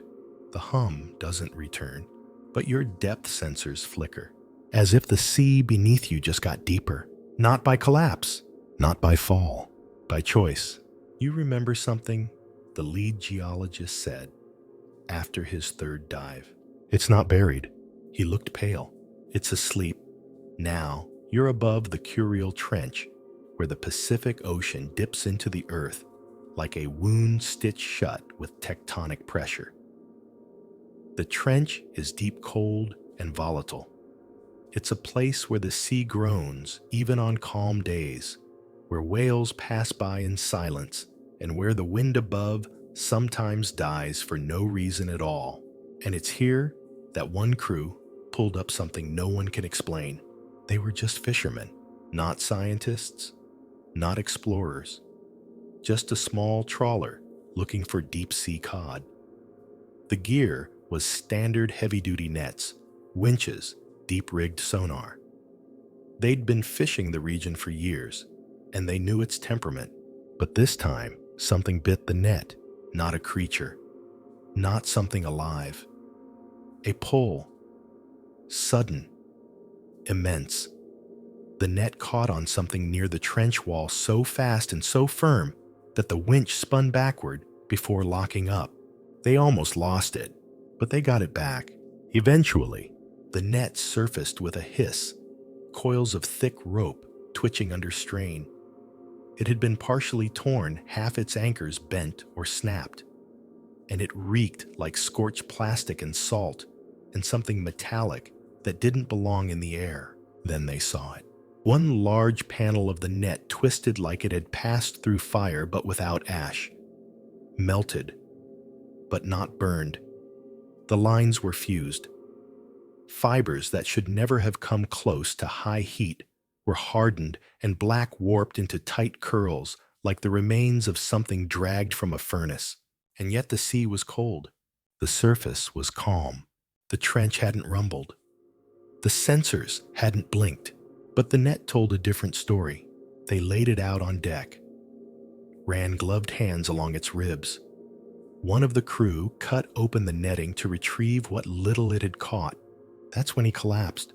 No obvious injury, no visible wound, just sudden collapse his chest, heaving eyes wide. They rushed to stabilize him. His breath was shallow, like he'd just run a marathon. He couldn't speak. When he finally whispered something, it didn't make sense. He said, "There's snow in my lungs." Back at port, doctors ran tests. He didn't have a fever, no infection. But scans of his chest revealed something no one could explain: fine static patterns along the edges of his lungs, like interference, like noise printed on tissue. No particles, no fluid, just something faint and impossibly precise. He recovered, but he never went back to sea. A sample from the net was sent to a private research lab. They didn't release the findings, but someone leaked them later. The net's fibers were partially crystallized, altered at a molecular level, as if flash frozen. and then superheated in a single moment. Not burned, not compressed, rewritten. One scientist speaking anonymously described it this way: "It's like the net experienced two time zones at once, as if it had been lowered into a place where time warped, not dramatically, not like science fiction, but just enough to scar material." Historians still debate whether this phenomenon is linked to the ancient Ainu tale of the sleeping ember, a story of fire that lies at the bottom of the sea, waiting to awaken. The tale describes boats pulled toward warmth beneath the waves, only to return days later with blackened wood and silent sailors.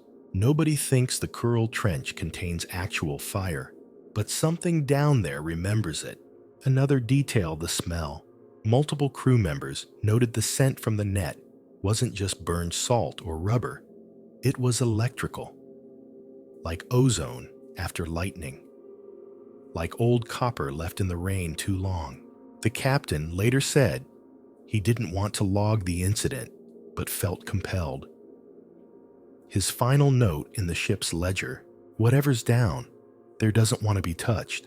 And here you are now, hovering above the same trench. You've kept your gear tight. Your lights dim, but even in the darkness, you feel something under your feet, under the sub in the water. Not movement, not pressure, memory, as if the sea here is still telling the story of that net. The pull, the burn, the static lungs, the warning. Your sensors tick slightly upward, 1 degree, then down again, as if something beneath just opened one eye and decided, not yet. You drift now into the Gulf of Mexico, over a stretch of water deceptively familiar. Shipping routes, oil platforms, coral research stations. Civilization brushes close to this place. But just beneath that familiarity lies something utterly strange. It looks like a lake, but it's not. Beneath the sea, at around 1,000 meters, lies a pool of water that doesn't mix with the rest. Denser, saltier, pressed so tight with brine that it settles into its own shape, forming a shimmering shoreline. Scientists call it a brine lake. Sailors call it something else: the drowning pool. It has waves. It has a surface.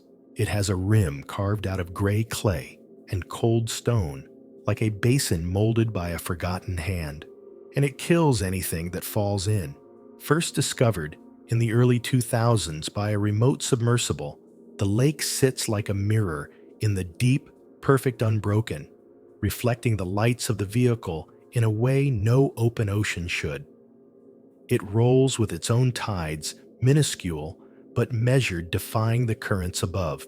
The brine is 5 times saltier than seawater, dense enough to keep crabs and fish afloat if they fall in. But they don't float long. Cameras have captured it. Crabs crawl too close to the edge, fall in, and twitch once, then freeze.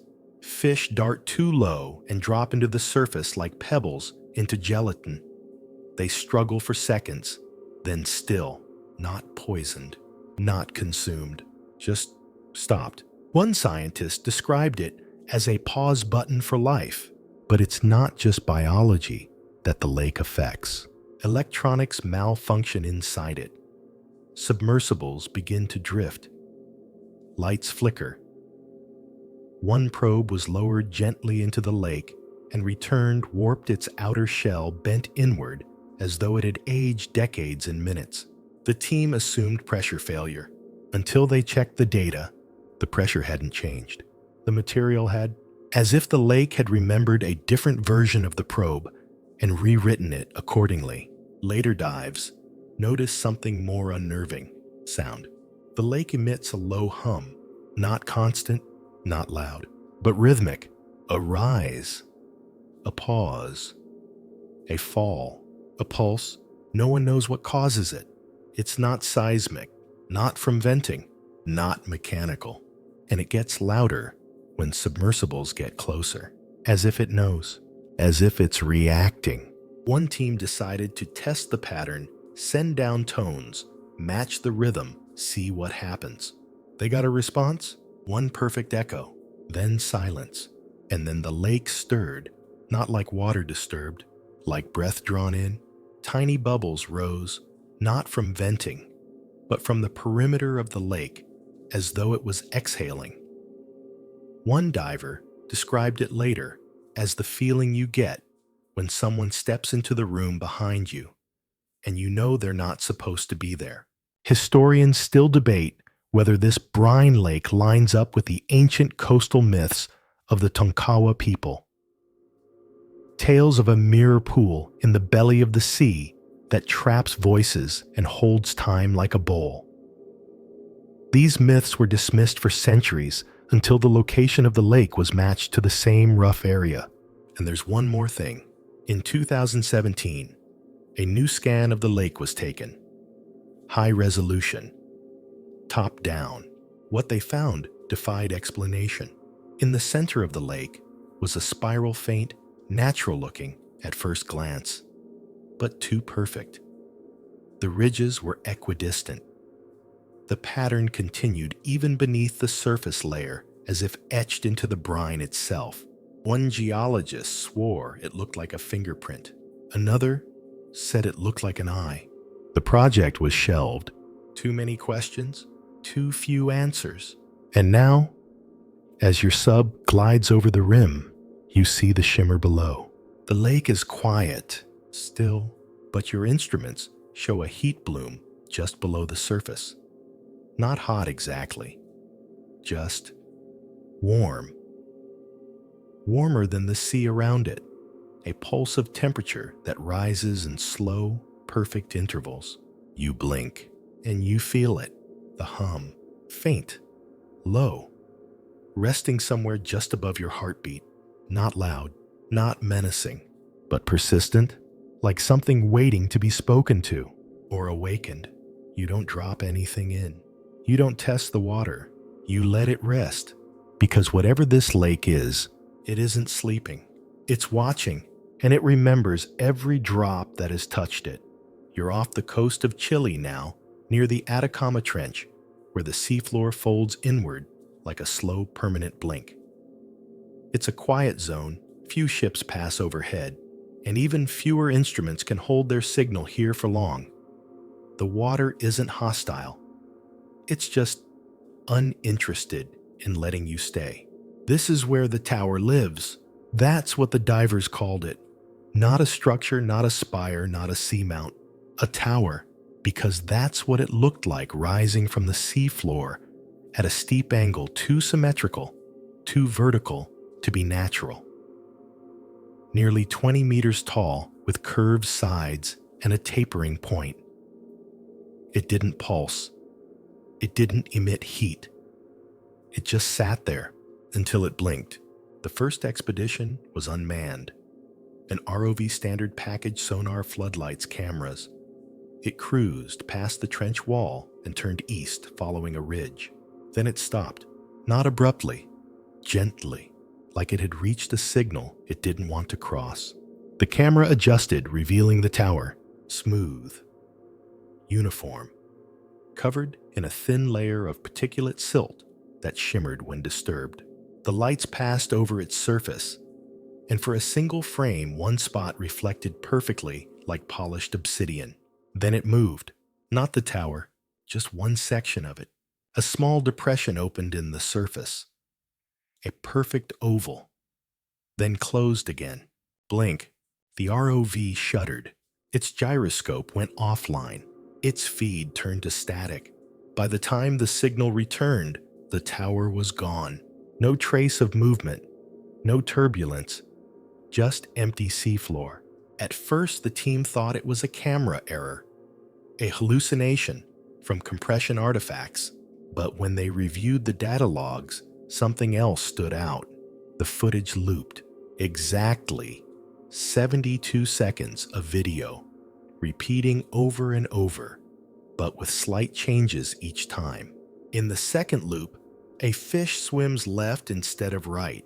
In the fourth, the reflection on the tower's surface blinks faster. By the seventh one of the sonar markers is missing. The loops were not playback errors. They were recordings of the same moment altered, as if time had fractured, as if the camera had passed through a place where the future was rehearsing itself. Historians still debate whether this event is tied to early 20th century naval rumors of a watcher in the fold, a figure described in maritime folklore as the shape that sees the ship before it sails. Some say the blinking tower was never physical, that it was a projection, a watcher. Others say it's part of something larger, one vertical node of a vast invisible network spread across the seafloor. Structures designed not to be found, but to briefly find you. A later dive team tried to return. Same route, same coordinates. No tower, but they brought new sensors.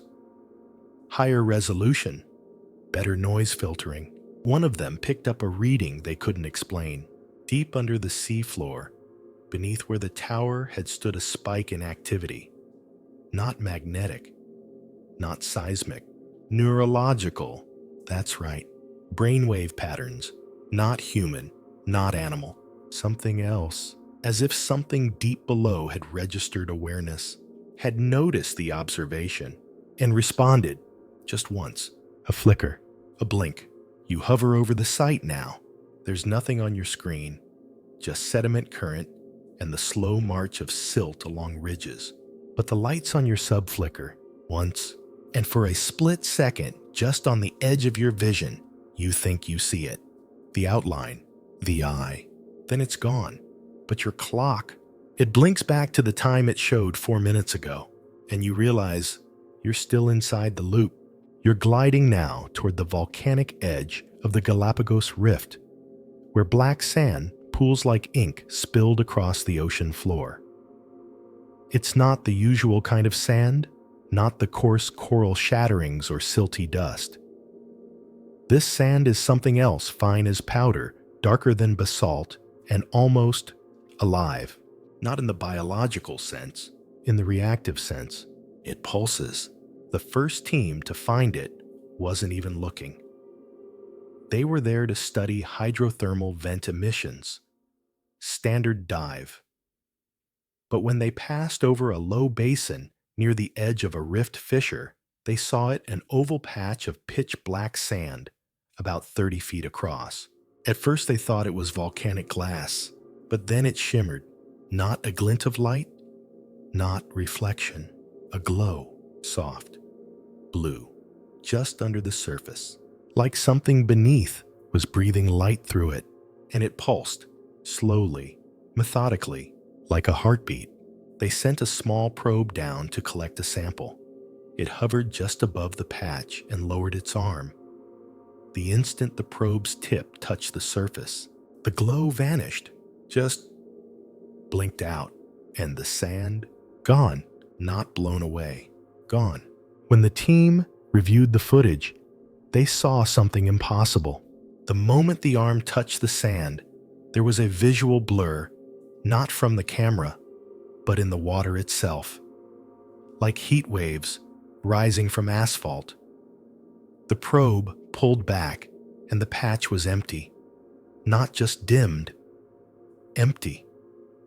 A smooth basin of gray seafloor remained. Hours later, aboard the ship, a lab technician reported an odd smell coming from the vent system in the equipment bay. Something burning, something chemical.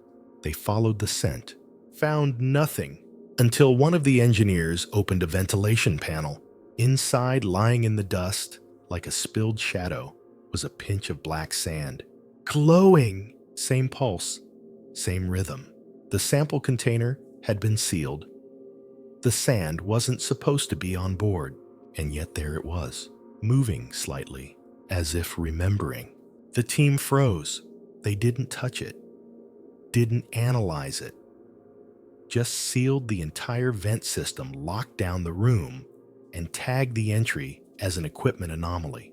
But the sand kept showing up.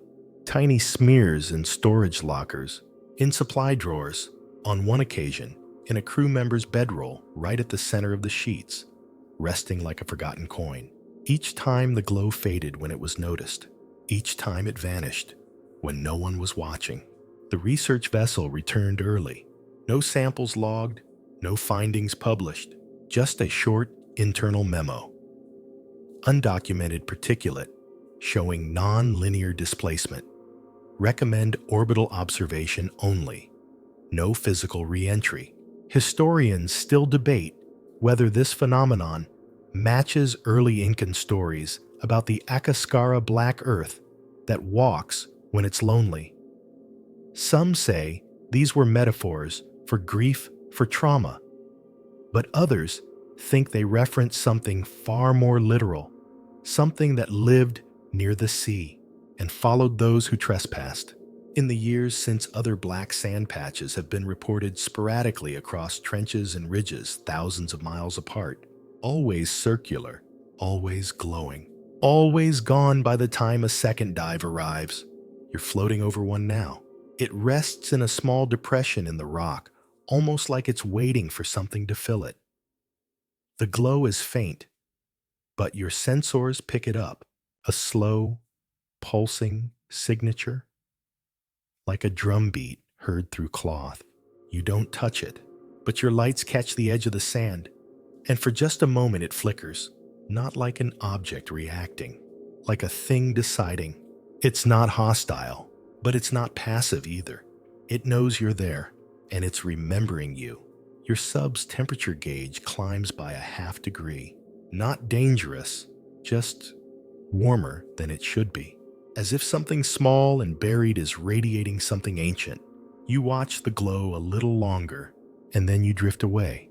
And as you do, your rear cameras capture one final flicker just before the feed cuts for a second.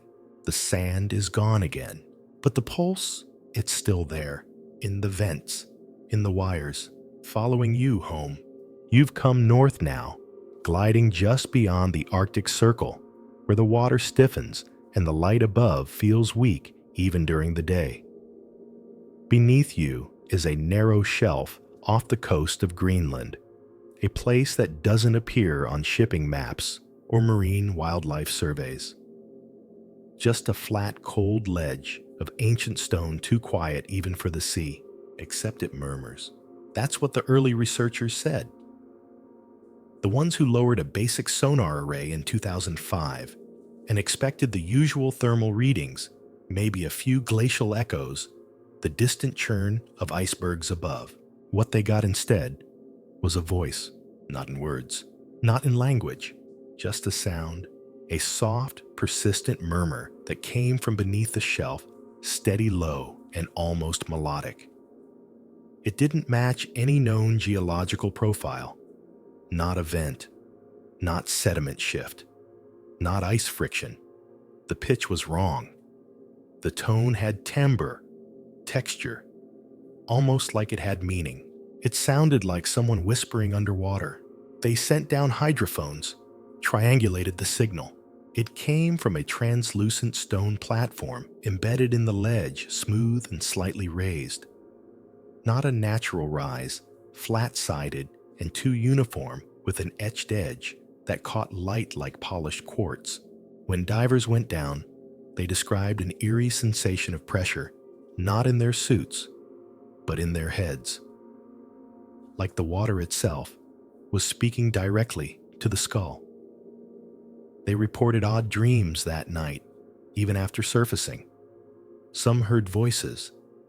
Some saw symbols they couldn't remember clearly, just patterns glinting in the dark. The murmuring never stopped, even when all equipment was powered off. One technician heard it through his headset, while standing on the deck nowhere near the hydrophone feed.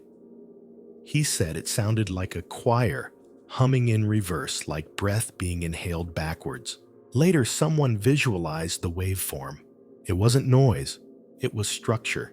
The murmur formed perfect vertical stacks in the frequency readout, like pillars, like columns. One mathematician said it resembled encoded architectural information, like a building whispering itself. That's when the weird part started. The divers returned weeks later, and the shelf had changed. Not dramatically, not obviously, but different. The flat stone had new grooves, not fresh but deeper, like something had traced over the original markings. And then one of the divers, outfitted with a helmet cam, captured something impossible. As he passed over the platform, the murmuring increased. The frequency of the sound doubled, then tripled. His video began to glitch, not distort, not stutter, but fold. The images looped over themselves. For 6 seconds, the camera showed the same 2 frames over and over. But each time the shadows had shifted slightly. The light hit the stone a bit differently. The angle of the edge changed. And the platform, it wasn't flat anymore. It had risen, only by a few inches. But risen. The loop ended. The camera resumed. Everything returned to normal, except it wasn't. The diver later said he felt like he'd been standing still the whole time, like he hadn't moved. And when he checked the timer on his HUD, he was missing 3 minutes. Just gone. Historians still debate whether this shelf is what ancient Norse explorers described as Verja Brimbroder, the brother beneath the sea foam. In sagas, it was said to be a place that sings the thoughts of men back at them, where the sea does not echo but repeats. Most chalk that up to poetic invention, but the murmuring, it's real. And the recordings from the site are now stored in a university lab in Norway. Linguists have attempted analysis. They haven't translated anything, but they've identified repeated intervals in the waveform that suggest a syntactical structure. It has pauses, punctuation, like speech. Even now you're hovering over it. Your external mic is on. You turn it up. At first silence, then there it is. So faint you might think it's engine noise, but it isn't. It's beneath the hull, beneath the current. A long inhale, a vibration that brushes your jaw, a flicker of meaning almost remembered. And as you sit there listening, your visual feed distorts just for a second, then resets. No errors, just a blink. And in that blink, the stone below has shifted. Barely, but it's different. You don't move, neither does it. But you both remember. Now you're drifting above a wreck. That's not unusual.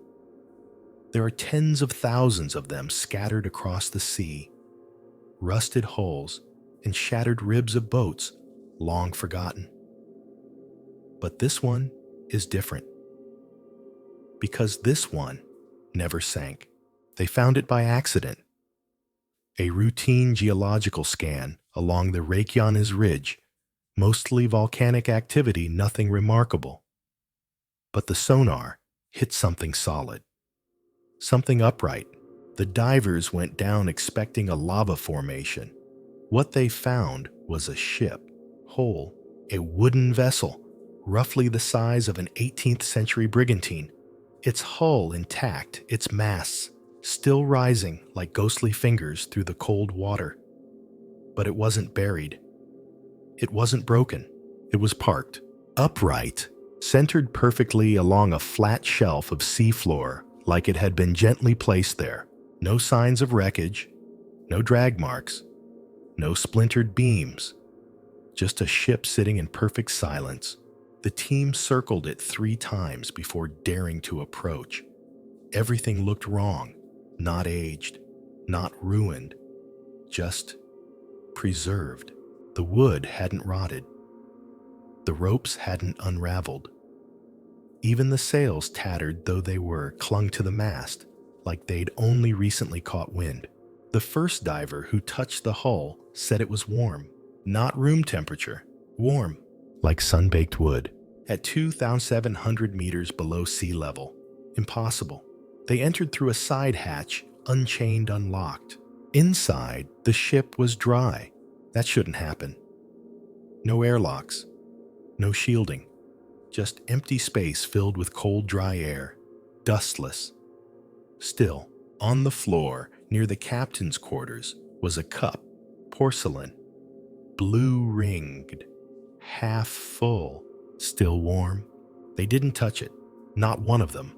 Instead, they recorded everything.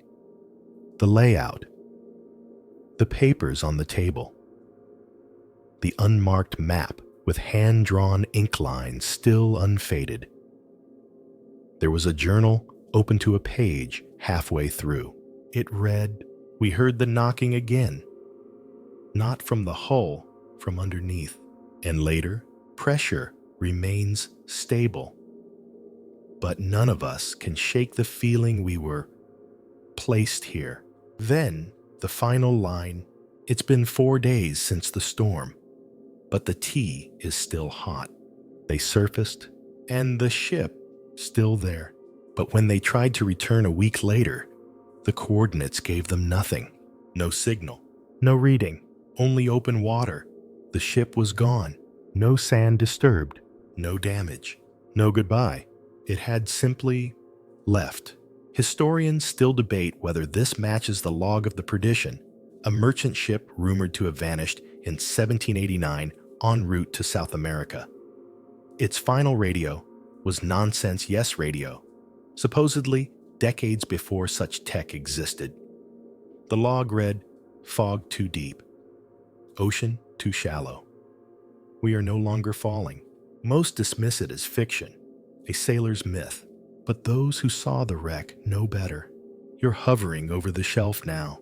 The cameras pick up nothing, but your sonar pings once, then returns an echo. Not of stone, of shape, upright, just out of view.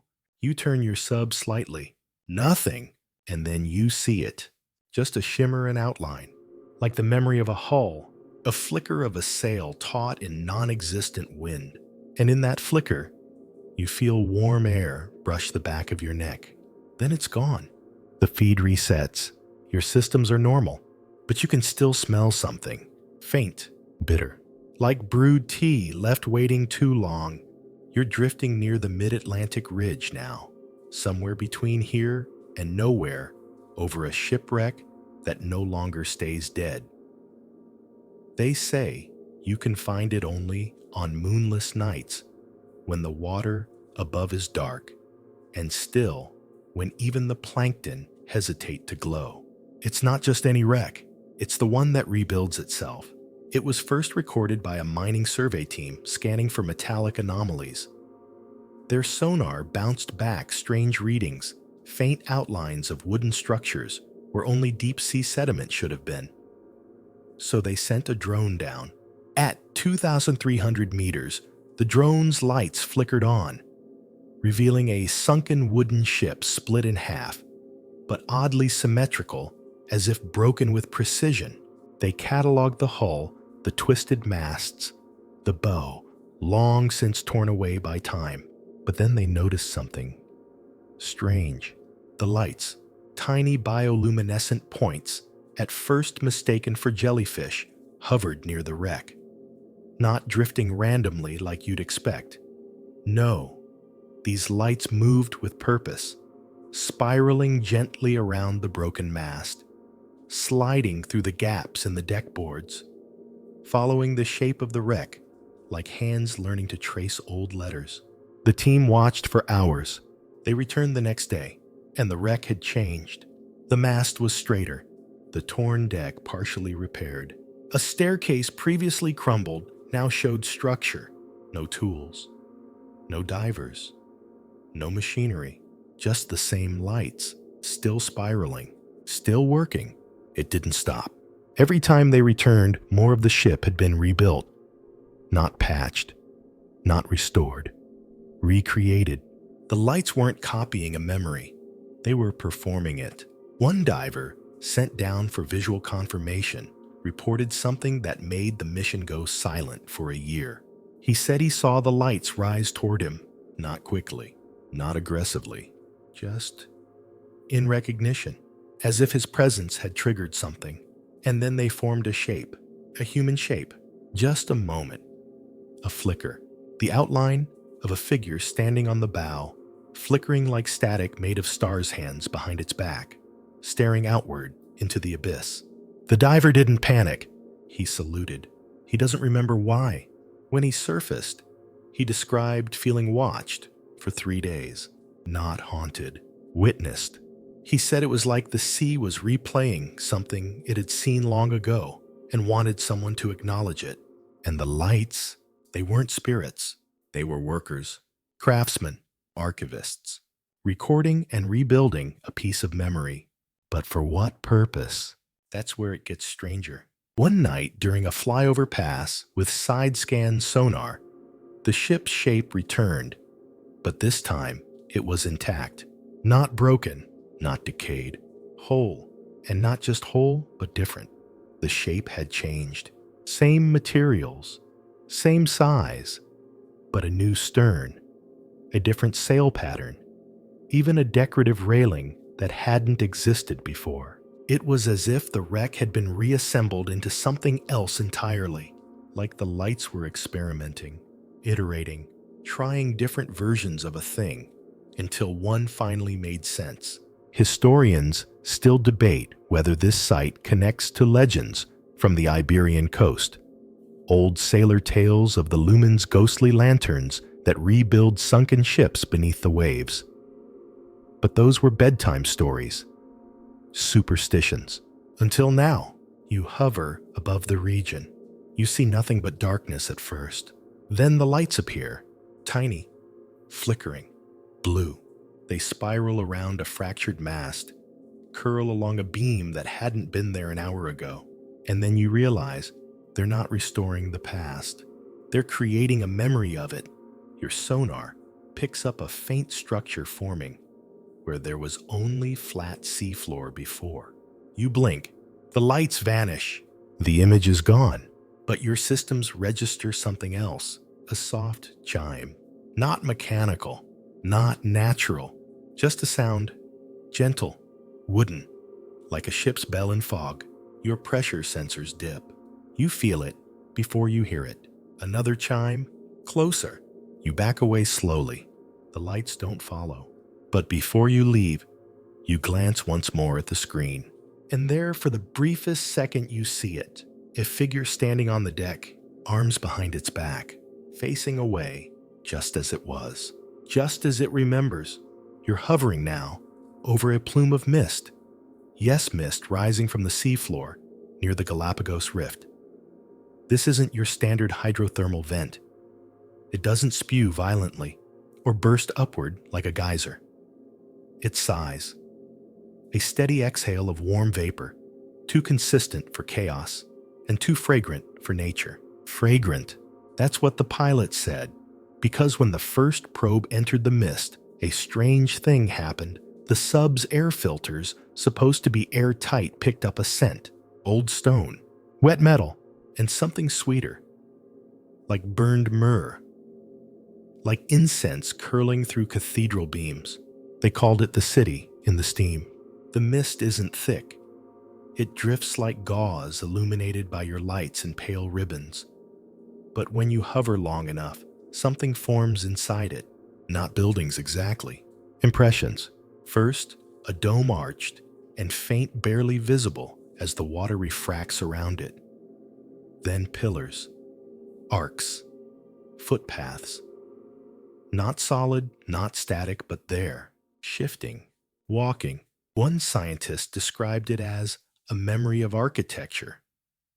Another said it reminded her of dreams, where cities never end, where no street leads quite where you expect, and every alley turns back on itself. Drones sent into the mist report nothing.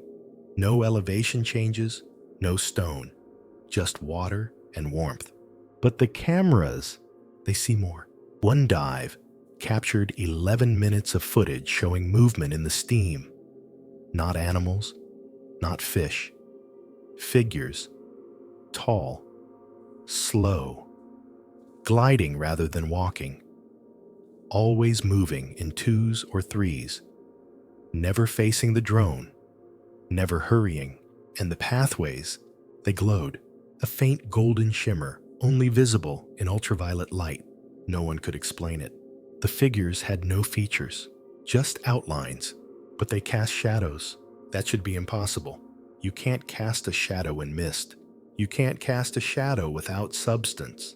And yet, frame by frame, the shapes passed over faint ridges in the terrain, and darkness followed their steps. One drone stopped responding mid-dive. 3 days later, it reconnected, without moving, still in the mist, still recording. Its footage was blank, for the missing time just static. But at the very end, as it rebooted, the last frame it captured was this, a staircase, perfectly symmetrical, carved from basalt, leading downward. No trace of it remained after the mist cleared. Geologists attempted to dismiss the whole thing. Light distortion, they said. Chemical haze from the vents. But the data says otherwise. Temperature inside the mist is exactly 32,000°C. Always. Never changes. The vapor density fluctuates in waves every 61 seconds. No natural vent does that. Historians still debate whether this is the site referenced in 17th century ship logs from a Jesuit expedition that reported a temple beneath the boiling sea, where shadows move in prayer and steam does not burn. The story was thought apocryphal until now, and then there's the sound, not constant. But if you wait long enough, if your sub's external mic stays live, you'll hear it. A chime, not a bell this time, a gong, deep, metallic, resounding through water like thunder muffled by velvet. It sounds ceremonial. Once a diver heard chanting, not words, just the rhythm of voices layered over each other, rising and falling in waves that mirrored the mist itself. And in his final log entry, he wrote one line, "The city isn't appearing. We're just remembering it. You're here now. The mist curls around your vessel like breath on glass. Your lights flicker once, then hold, and then slowly the outlines begin. A path, a low arch, a silhouette tall, silent watching from inside the fog. You don't move, neither does it. You blink, it's gone. But on your sonar, the shape remains, and beneath it, a staircase leading down. You're deeper now than you've ever been. Past the ridges, past the towers, past the soft, strange forests and whispering trenches. The seafloor below isn't solid anymore. It's shifting, like it's breathing, like it's dreaming. You're in a region with no name, no current, no drift. Just stillness pressed down by 12,000 meters of water. The kind of stillness that doesn't just surround you, it waits for you.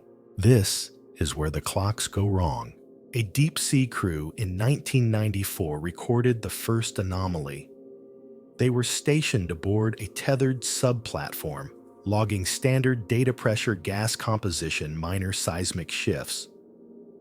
Every system worked flawlessly until they surfaced. Their watches were wrong, not by much. A few seconds at first. But when they compared logs to the surface timestamp, things didn't line up. The dive had taken 2 hours. The sub's logs showed 7. That might seem like equipment drift, a faulty internal clock. But here's the thing, all the clocks were off. Wristwatches, external timers, digital readouts. Even the ink-marked log sheet updated by hand showed more entries than there should have been. So they went back.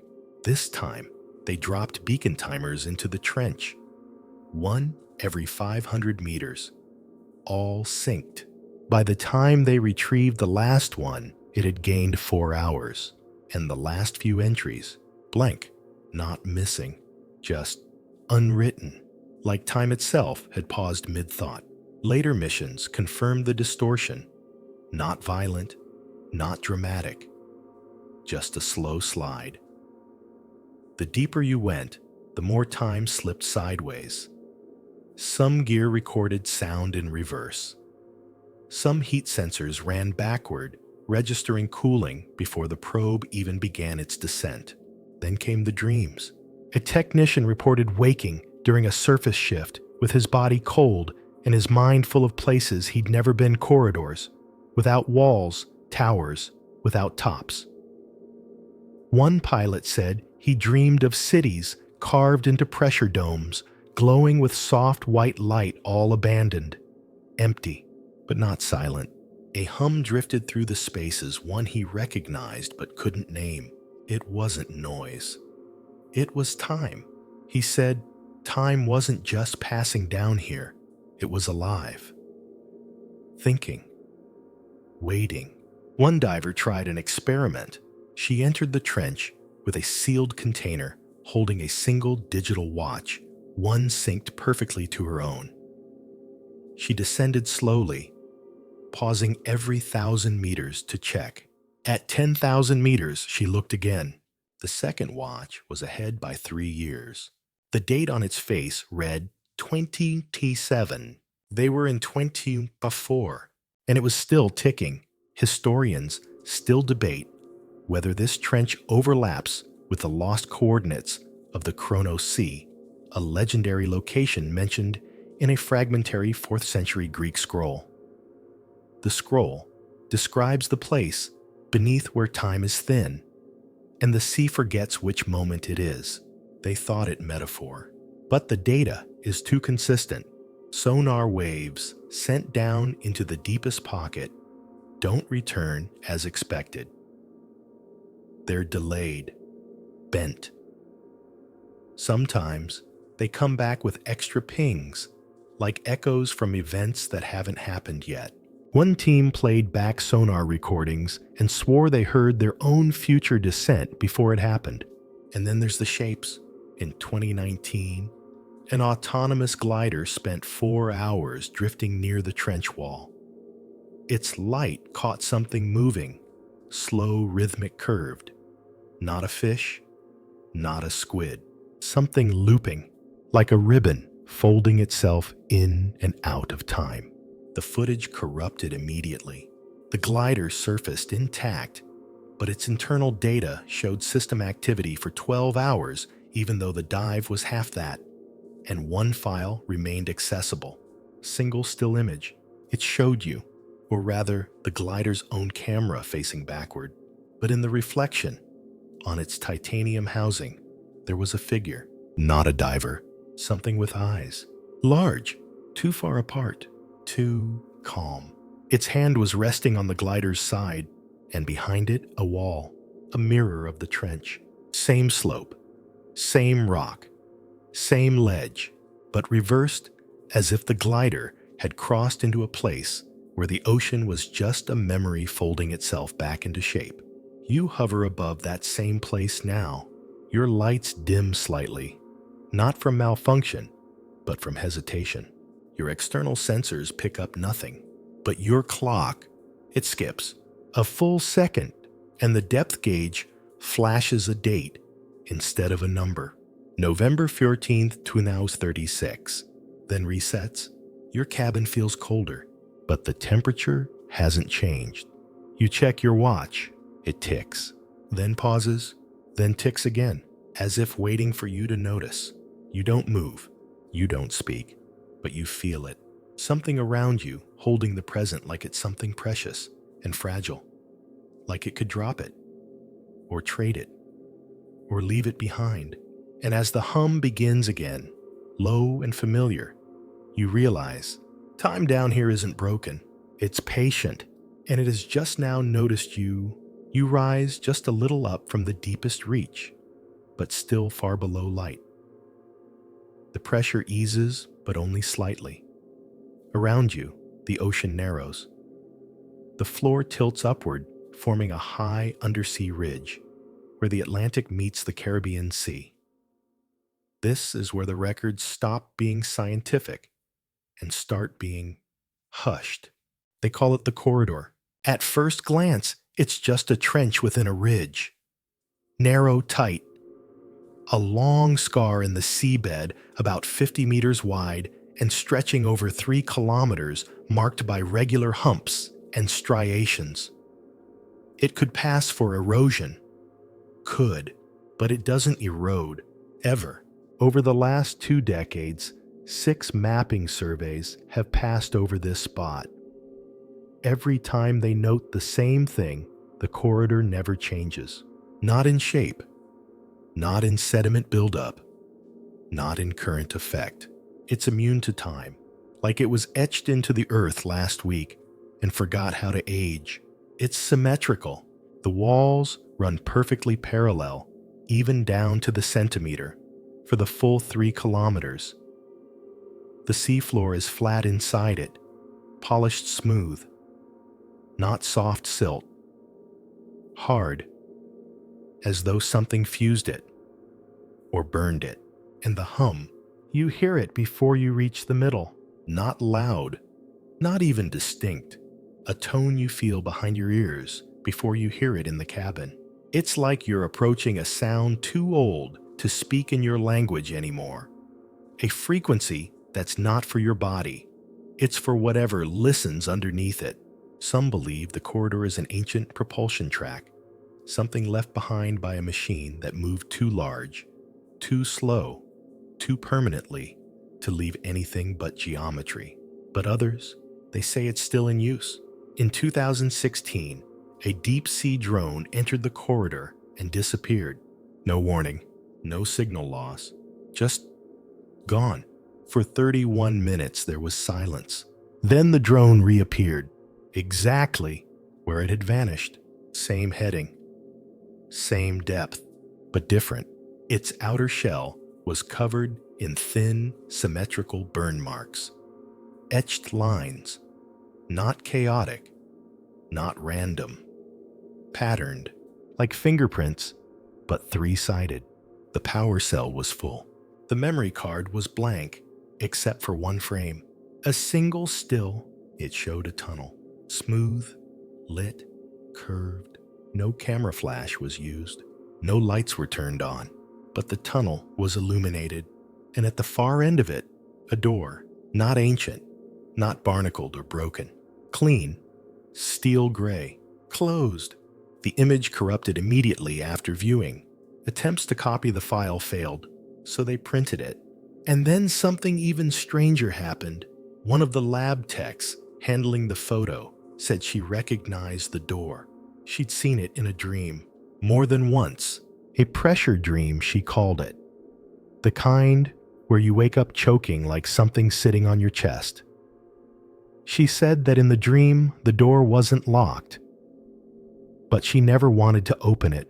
Even in sleep, she knew whatever was behind it didn't care that you were curious. Theories spread. Some say the corridor is a kind of deep-sea rail or a runway. Others say it's a gate, not to another world. Nothing that dramatic, but to another moment. A hinge. A fold in the seabed where time, light, and sound remember something together. And every so often, they try to build it again. You pass over the midpoint now. Your cabin hums softly. Your pressure gauge ticks down, then up again. Your sonar shows nothing. Flat. Perfectly flat. Until one line appears. Thin. Horizontal. Glowing faintly on the readout, but not matching any signal type. Then it moves, just a few inches. But it shifts sideways. There is no sideways down here. But it happens. You record it. Your systems stutter. You blink. When you open your eyes, 3 seconds are gone. Your lights are dimmed. Your left wrist feels heavier, like something just pulled your watch into another second and gave it back changed. And for just a moment, you smell metal, clean, sterile, cold, like the inside of a door. Historians still debate whether this region matches the tale of the Silver Path. From Taino legend, a sacred undersea place said to separate the now from the once before, where elders walked during trance journeys and never returned the same. They say the corridor leads you to something, but it doesn't chase you. It waits, and it remembers every person who ever tried to measure it. You finish your pass, the humming fades, but your suit creaks just once, not from pressure, from something brushing it, like a wall of memory that didn't quite want to let you go. You're in the Bermuda Triangle now.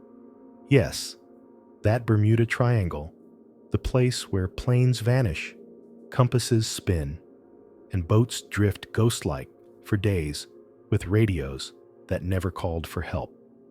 Most dismiss it, say it's just lore, coincidence, maritime myth, but you're beneath it. And down here, the stories start to make sense. Not because you see wrecks, not because there's a swirling vortex or a black hole, but because down here, the water doesn't behave like water. In 2010, a manned sub passed through this region to survey methane hydrates, frozen gas embedded in seafloor sediment. Easy science, predictable. But 20 minutes into the dive, they noticed their ballast systems were drifting, not sinking, not rising, just side-slipping. The ocean floor below looked fine, but the currents were wrong. They didn't flow through the region, they curled around it, as if something massive and visible was resting just beneath the sediment, quiet and almost too still. Then they saw the shimmer, not in the water, in the light. The sub's headlamps, powerful and calibrated, suddenly reflected off something in the distance. Not a rock, not fish, just shapes, edges, right angles. They moved closer. The shapes became clearer, a pattern, not random, not coral, a hexagonal field. Dozens of tiles, each 3 meters across, pressed flat into the seafloor like a honeycomb of pavement. And in the middle, a perfect circle. They approached cautiously. Sonar returned inconsistent readings. Depth appeared to vary, even when the sub stayed perfectly still. One moment the circle was 3 meters below, then 11, then -2. One diver said it felt like his eyes were seeing forward, but his brain was remembering backward. Still, they pressed closer. The circle glowed, not brightly. Just a faint, bioluminescent ring around its edge, pulse after pulse, in sync with no known rhythm, until they noticed something chilling. The pulses matched the heart rate of the lead diver, precisely. Every time it accelerated, so did the glow. Every time he calmed, it slowed. Then it stopped pulsing altogether, and instead responded. One slow wave of light across the circle, rippling outward like a dropped pebble. Then again, and then the floor dropped. Not literally, but visually, in every direction. The hexagonal tiles appeared to fall away, dropping into darkness deeper and deeper until the sub was floating above a massive pit. But their depth didn't change. The gauges stayed steady. The altimeter read normal, but their eyes showed a void, one that moved. A slow whirl began, not of water, of image. The seafloor hexagons and all began spinning slowly, like an old record turning under a stuttering needle. The diver blacked out. The sub powered down. 6 minutes later, they resurfaced. Everything was normal, except for one thing. They had no idea they'd been gone. They believed they were still at 800 meters. They believed it had been 45 minutes. But the support crew had watched them vanish from sonar for nearly 6 hours. When they recovered, the video log 95% was corrupted. But one frame survived. It showed a room, not undersea, not flooded, a chamber, white, geometric, empty, with 6 doorways, each shaped like an elongated octagon, and standing in the middle, a figure, not humanoid, not defined, just a presence tall and long, with light blooming from beneath its ribs, like tiny suns. It wasn't captured moving, but when they enhanced the image, they saw something in its left hand, a triangle, black, floating just above the palm. Historians still debate whether this incident matches tales from early Spanish explorers who described the Mar Espejada, the mirrored sea, where ships fell into reflections of themselves and emerged on different dates with sailors who swore they were dreaming. Some claim the area overlays a fragment of a failed star map.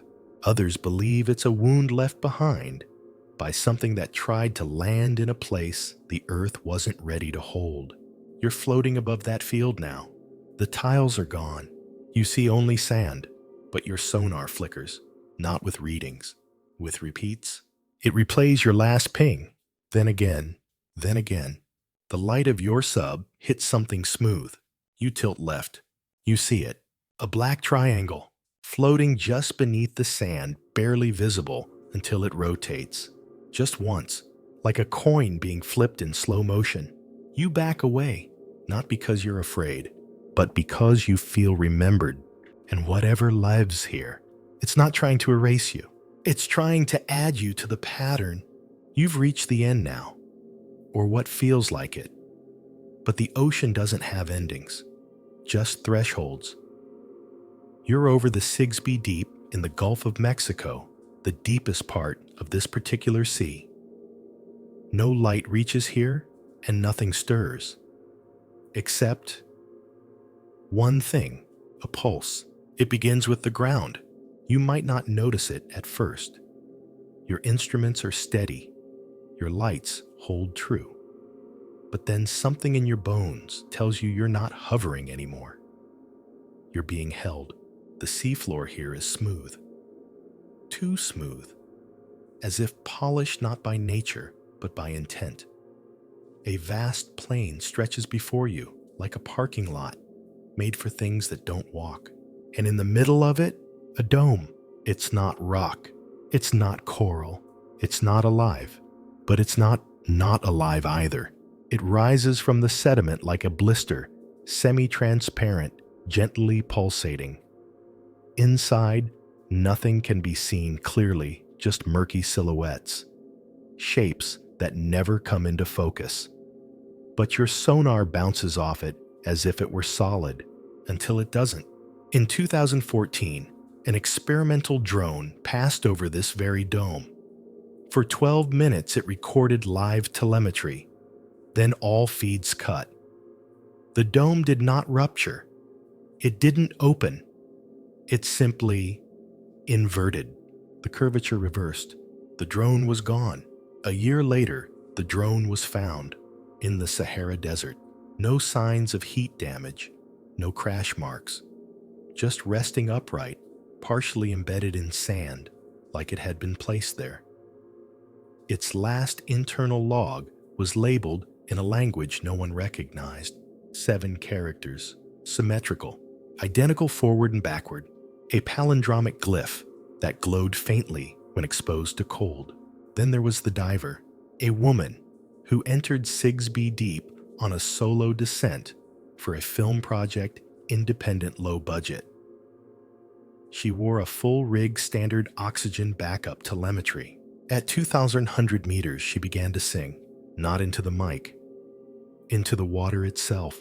Her voice never made it to the surface, but nearby naval sonar buoys picked it up, a song in an unknown scale. Beautiful, deliberate, complex. It lasted 11 minutes. When the rescue crew arrived, her sub was intact, power still flowing. She was gone. Her suit remained sealed. There was no breach, no biological trace, just a symbol drawn in condensation on the viewport. The same one from the Sahara drone. The dome glows faintly now, a rhythm, slow, not threatening, but not welcoming. A heartbeat waiting for permission. Historians argue about what this place is. A temple, a vent system, a relic, but the stories run older than words. The Mayans spoke of a place called Chak Ajal, the dark arrival, where the world's blood gathered in a bowl so deep no god dared drink it. Others speak of the sea's memory, that the ocean does not merely remember wrecks and bones, It remembers possible futures. And this dome, it might be one. Not a building, not a creature, a question. And if you answer it, what happens next? You float unsure if you're moving or if the sea around you is rotating slowly like the inside of a clock. The dome's glow matches your breath. Your instruments flicker. For the first time, your sub begins to drift without input. Toward the dome, you reach for the controls. They respond, but part of you doesn't want to turn back. Part of you feels invited, as if something beneath the dome is pressing gently against your thoughts. Not words, images, a memory of stepping into an unfamiliar room, a voice calling you by a name you've never had, the smell of air that doesn't exist. You pause. The dome pulses, then stops. You've been seen, but not taken, not yet. And as you reverse away, your lights dim slightly, only for a second. And in that second, you see it. Inside the dome, a figure not shaped like you, not shaped like anything, but aware.